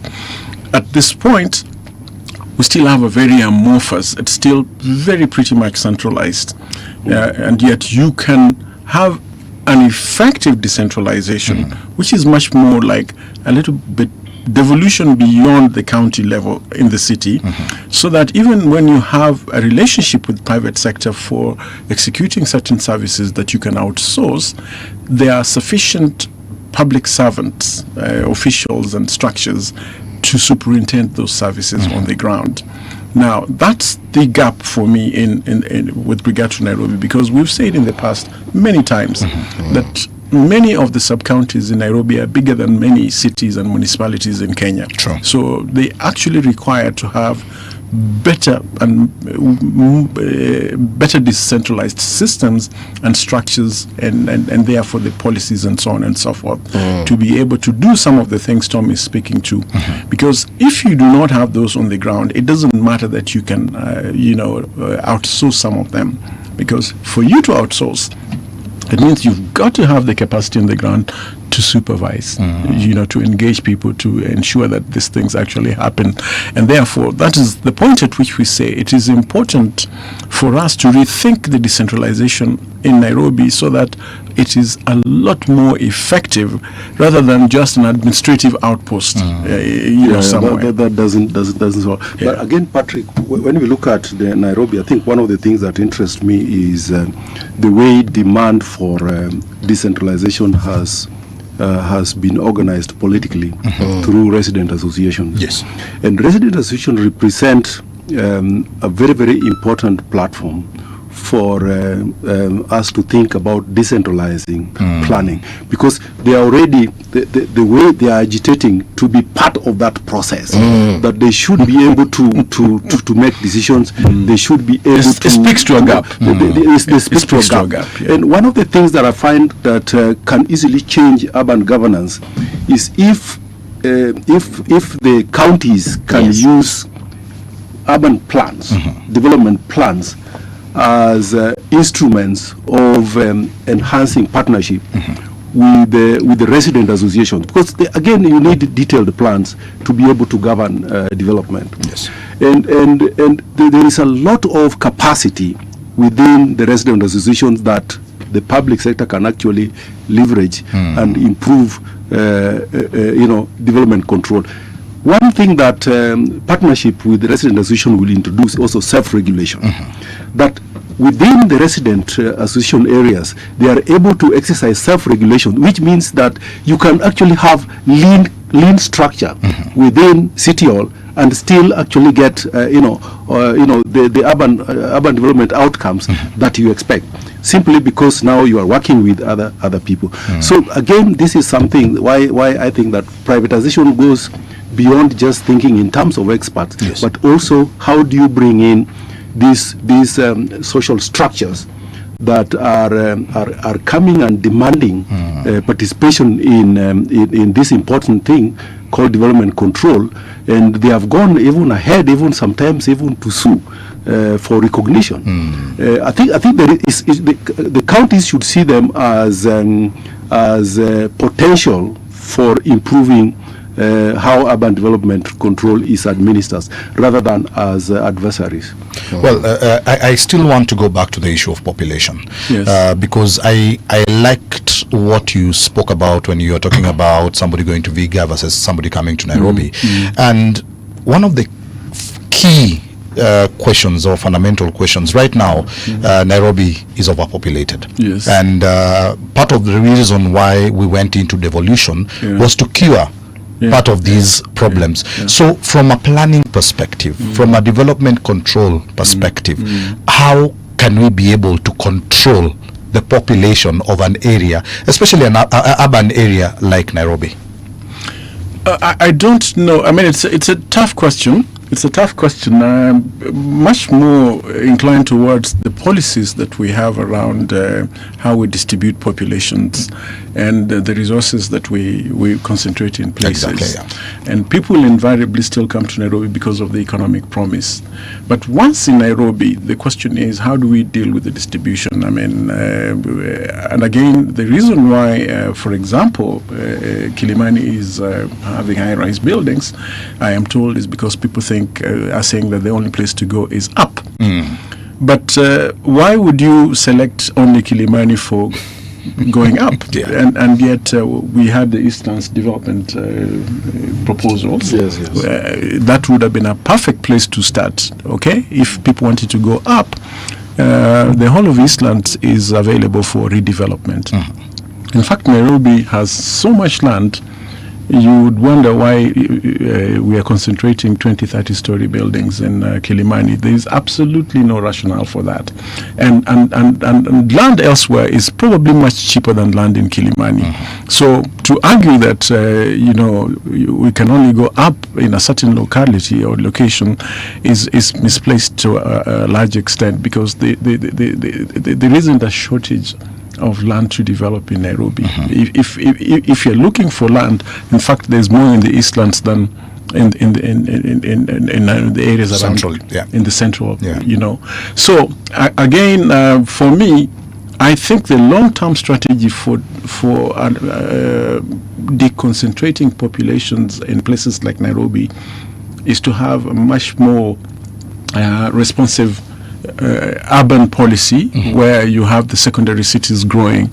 We were discussing about ensuring that headquarters for things like Kenya Sugar Authority or Kenya Tea are not in Nairobi. I mean, why is Kenya Sugar Authority in Westlands and not in Kibos or in Mumias? So Mumias should have benefited from having a headquarters of the Kenya Sugar Development. Kenya Cotton should be in Kibos. Kenya Ports and Harbours Authority, whatever it is, it should be in Mombasa or in Kisumu. So there are a lot of parastatals which do not need to be in Nairobi. There are a lot of activities that are in Nairobi that should not be here. If we are a little more proactive, we can actually support the growth of other secondary towns to the extent that even universities, the concentration of universities in Nairobi is unreasonable. Because why not have all the county capitals to have one major university? And you can create a lot of economy around university towns. And so such towns would become multiple functional. They are county headquarters and their university cities, and you could put a third layer of activities around an urban node, and you create a lot of economy around it. But devolution was supposed to cure that. Yeah, exactly. What devolution? What is devolution speaking about planning? Devolution says that we must have sectoral integration, territorial approach with spatial inclusion. What does it mean? It says that we cannot approach this where each sector is going to a place on its own. The territorial approach means that development must be place-based. We can now not just say we are going to do this, we are going to spend this money in the economy. It must be place-based. That what are we taking on all the 47 counties? Yeah. And then the other proposal, which is I think is in one of the articles in the Constitution, is that national government is supposed to decentralize to the counties. Yes. So many countries have done this. I think what we have not done, and I think what Patrick was probably implying, Nairobi is in a sustainability crisis. It cannot achieve sustainability without us promoting secondary cities. To take opportunities into secondary cities, invest more in secondary cities, so that we are able to distribute economic opportunities into other cities. As long as we concentrate opportunities in Nairobi, Nairobi will never achieve sustainable development, because this is a crisis. But it is not a crisis which is unsurmountable. It can be surmounted, because what we do is in the Vision 2030. We have created actually 6 metropolitan areas. Yes. We are now in 2026. We have not even started implementing even one. And this was part of the way that Kenya wanted to leverage on urbanization for socio-economic transformation. So we have even slowed down our socio-economic transformation by not dealing with this question of how then do we restructure urban system, because urbanization is the single most important transformative force that can change this country's fortune. But where is it in policy? Do you know that in Vision 2030 urbanization is under social pillar? Not economic pillar. That's interesting. Why will that be? Yes, it is under social pillar. It's rated lower than housing. It's rated lower than housing. So you can see that the opportunities are there. What is lacking is prioritizing urban and urbanization. The moment we prioritize urban and we know that urban is our future, we will also have to intervene on governance. The way we govern cities cannot be at the discretion of governors. It must be what Kenyans want. Yes, and Kenyans want cities that generate opportunities for employment, cities that improve give people access to good quality of life, that sort of thing. Because even for us to become a middle income economy, it is not that the GDP growth, it is also the number of people that are enjoying good standard of living.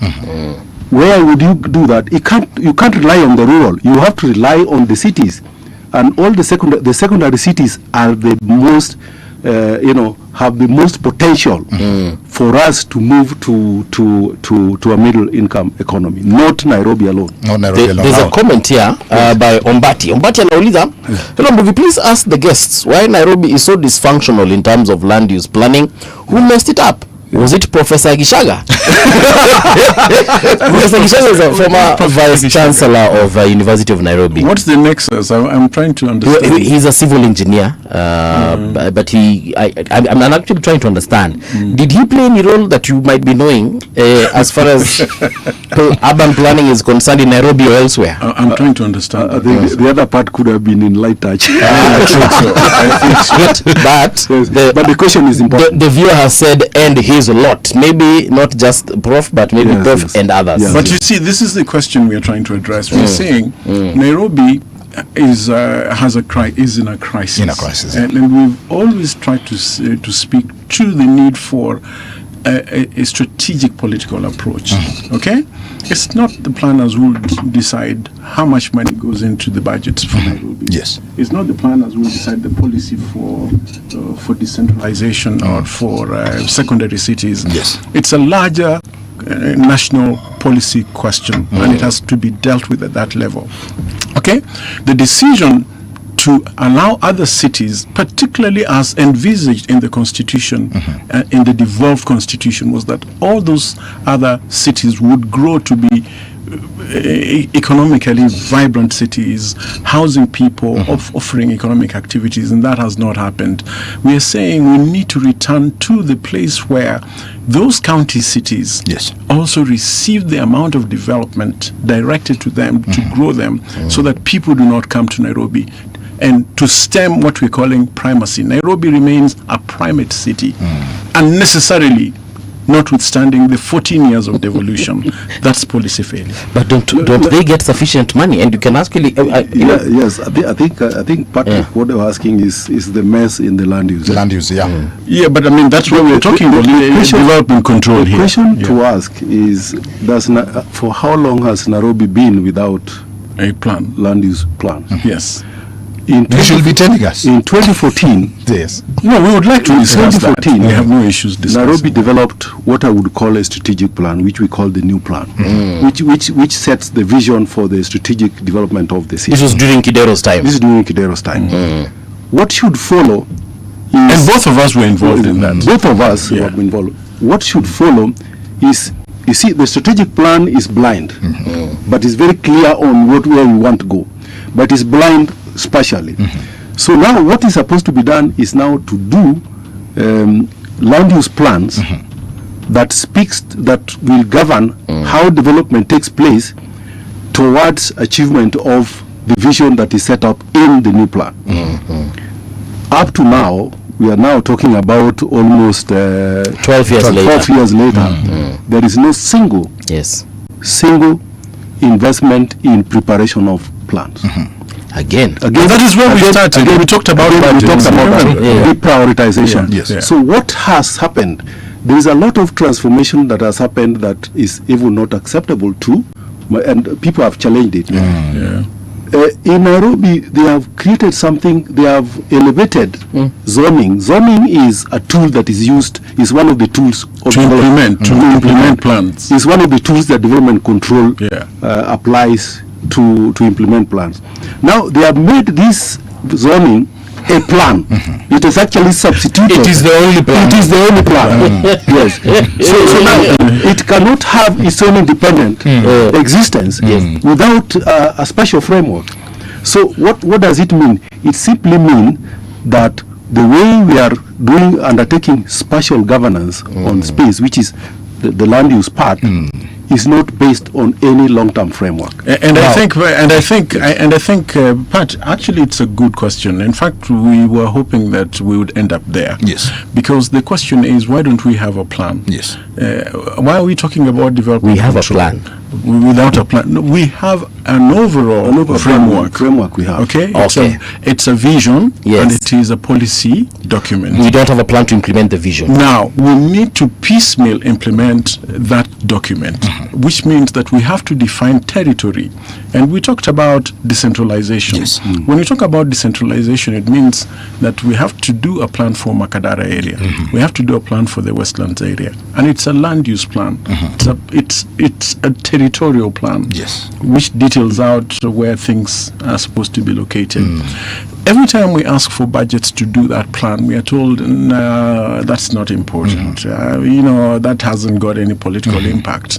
And we want to say this with all sincerity, that as long as people think that a plan will not give political mileage, we miss the point, because you must have a plan for you to be able to do development control. Because then you define that territory in such a manner that you can then have the code for development applied in that territory. You cannot have a meaningful application of a development code, which is what development control is, if you do not have a spatial plan which defines how the territory should be developed, and therefore how the development that takes place in that territory is enforced. Yes. Now, I feel like I can write a whole thesis on this. I know. Oh yes, of course. But now let's also touch on an issue that we are really not emphasizing on, and that is political accountability. Yes. Because from what I'm hearing from the two of you gents, is the fact that we have a lot of good plans, but then every politician that comes into a seat comes with their own plan. And how do we ensure that when we have good plans, like when you say there was a plan that you guys did in 2014, so how do we ensure its implementation and continuity to just ensure that we don't just have good plans that people, great minds, sit down, come up with very good plans, but at the end of the day they never get implemented? Because even the current Nairobi governor, unfortunately, you've spoken about Vision 2030 and the 6 metropolitans. He came up with this idea of doing barrows around Nairobi, which we have not seen an implementation of that, and that was mostly supposed to help develop the Eastlands area. So your idea yake. But the point you make is good. I want us to go there. I want us to go there. So every time he speaks to the governance, okay, you must understand we are politely saying that there are certain fundamentals that must be put down. Yes. And those fundamentals have to do with political decision making, have to do with budgeting, okay? Have to do with looking at long-term development requirements rather than short-term projections. So if you are the person who has the vision for the city, you must be prepared to elaborate the plan beyond the vision. Yes. Because the vision is a vision. It's a scenario that you've built in your mind about a place that you desire to have. But then you must craft a pathway towards that vision, okay? Which involves having this overall policy statement, but also having a territorial footprint. Now, the gap is when you want to implement that territorial footprint, you run into headwinds because then people do not understand what you're talking about. But you're simply saying, if you want to plant vegetables, then you've got to prepare your field. True. You've got to till it, you've got to put fertilizer in it, you've got to take samples, for agronomical reasons and so on and so forth. Town development requires proper ground, preparation. Yes. And preparing that ground entails preparing last mile development plans, which are local plans, and those local plans should be for every sub-county. That is a difficult sell to most political actors because they only see 5 years.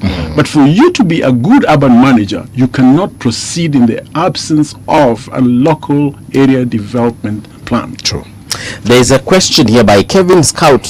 Now, Lisa, if the national government moves from Nairobi to Isiolo, will it reduce the city population? This has been proposed for very many years. That's a simplistic way of looking at things. I think it's too simplistic. If you can have enough money to take your government to Isiolo, then you have the goodwill to do anything you want in Nairobi. True. Yes. Why would you not do it in Nairobi? Decongesting Nairobi, of course, is an issue. But we need to not just deal with Nairobi per se. We need to have a long-term sustainable urban development program for Kenya. Okay? Yes, but the capital city of Nairobi requires special attention, particularly in terms of things like transportation. As long as you do not want to deal with mass transit, you want to deal with matatus, you will never achieve the global competitiveness that Nairobi actually requires. And the policy should not start from looking at what you do in Nairobi. The policy should start looking at how do we leverage on urbanization to change our socio-economic fortune. Absolutely. If we address that, then we would be able then to tackle Nairobi, because Nairobi is suffering from that lack of proper policy concerning how do we want urbanization to transform our country. But another dimension that I wanted to bring is that right now the challenge that we have, you ask the question, what can we do? Is that the scenario we have is like urban governance style or commitment and priorities is purely depending on the governor. Yes. Okay. Purely depending on the governor. True. But the Constitution placed the mandate on Parliament to enact a law for running of cities and urban areas. We have to ask ourselves. So it's the responsibility of Parliament. Okay. So is Parliament satisfied that whatever they approve, whatever they enacted is working? Because if you look at the pre-devolution period, yes, we had much stronger municipal system, which we dismembered, and some of those towns now do not have any governance system. Yes, so I think Parliament has a role to do this, so that the issue of urban governance does not become cannot be an optional thing that governors can choose to strengthen or not strengthen. Yeah. The second point also is there's a clawback on decentralization, even at the national government level and also at the county government level. Patrick we talked about these boroughs. You cannot form boroughs and you don't transfer power. Yes. And resources to them. Then what you have created is just that you're just widening your tentacles for control, not for sharing power with people.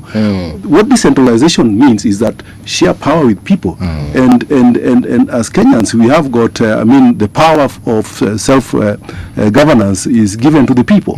Yes. Let me say this. So the critical part is the Parliament must think about it. Then the thing also to look at is the planning as articulated as per what devolution perceived. Has it been enacted anywhere? No. Okay. Yes, all the planning laws that we have do not perceive planning in the context that devolution perceives planning, because perceive planning as an integrated sectoral, territorial, with the special inclusion. So people must participate. So participation and inclusion of people is a must. Territorial and sectoral must be integrated. Those approaches must go hand in hand. You cannot have road sector deciding what they're going to do independently. Every sector is deciding what there is no synergy. There is no synergy. That's not what devolution anticipated. It is still happening. So it means that there is a gap in implementation that need to be addressed. I think for me, the most crucial thing that I have to say in conclusion is that the very most important aspect of devolution that has not taken place is that subsidiarity to the municipality, and it was envisaged. To a large extent, the counties have resisted it. Not just Nairobi has resisted it. Kisumu, for example, it seems like the governor manages just the city and not the county. and so you wonder if there is any other responsibility beyond the city of Kisumu. So we have a crisis that is facing us where decentralization, devolution has yet to reach the subsidiary level that it was actually designed to reach, because the Constitution says that Kenya shall be devolved to the lowest place possible. And that's the level of decentralization where we want things to be, so that development control, last mile development makes sense. Local area development plans are made at the most subsidiary level, where you begin to see the town clerks, you still see the mayors, you see the local actors, the communities and the neighborhood associations. We are still, today we are at a much more global level than we were before devolution. We have actually gone to a level where things are no longer visible. We need to go to the ground where you know who your service delivery expert is, you know who your education officer is, you know who your cleansing officer is, you know who your local ward representative is, and so on and so forth. That level has actually completely been obliterated, and it's problematic. In conclusion, there is a very angry listener, stroke viewer here. Amesema this thing should start with land division. They should ban the 50 by 100 plot I will censor that word. Every county to be compelled to have urban plans. Kwanza, that word I've censored. Counties like Busia. Wacha tuachie hapo. But his suggestion is an interesting one, Mr. Vincent. Thank you so much. Gentlemen, this is where we come to a close as far as our conversation is concerned. Patrick, thank you so much kwa kutuletea bwana Tom Odongo. Inject vizuri sana in terms of into our, library of knowledge as far as urban planning is concerned. Na karibu tena. All right. Thank you for having us. Yes, indeed. Umeambiwa na Louis Rudasingwa umefanya kazi mzuri sana. Anasema Sami has done a great job sitting in for CT. And of course, to everyone who has, tweeted, texted on Facebook, Instagram, everywhere, we really appreciate your audience today. See you tomorrow, bright and early, on the People's Breakfast. Sports on Radio Generation. Good morning, I'm Samuel Otieno. Formula One has agreed on a two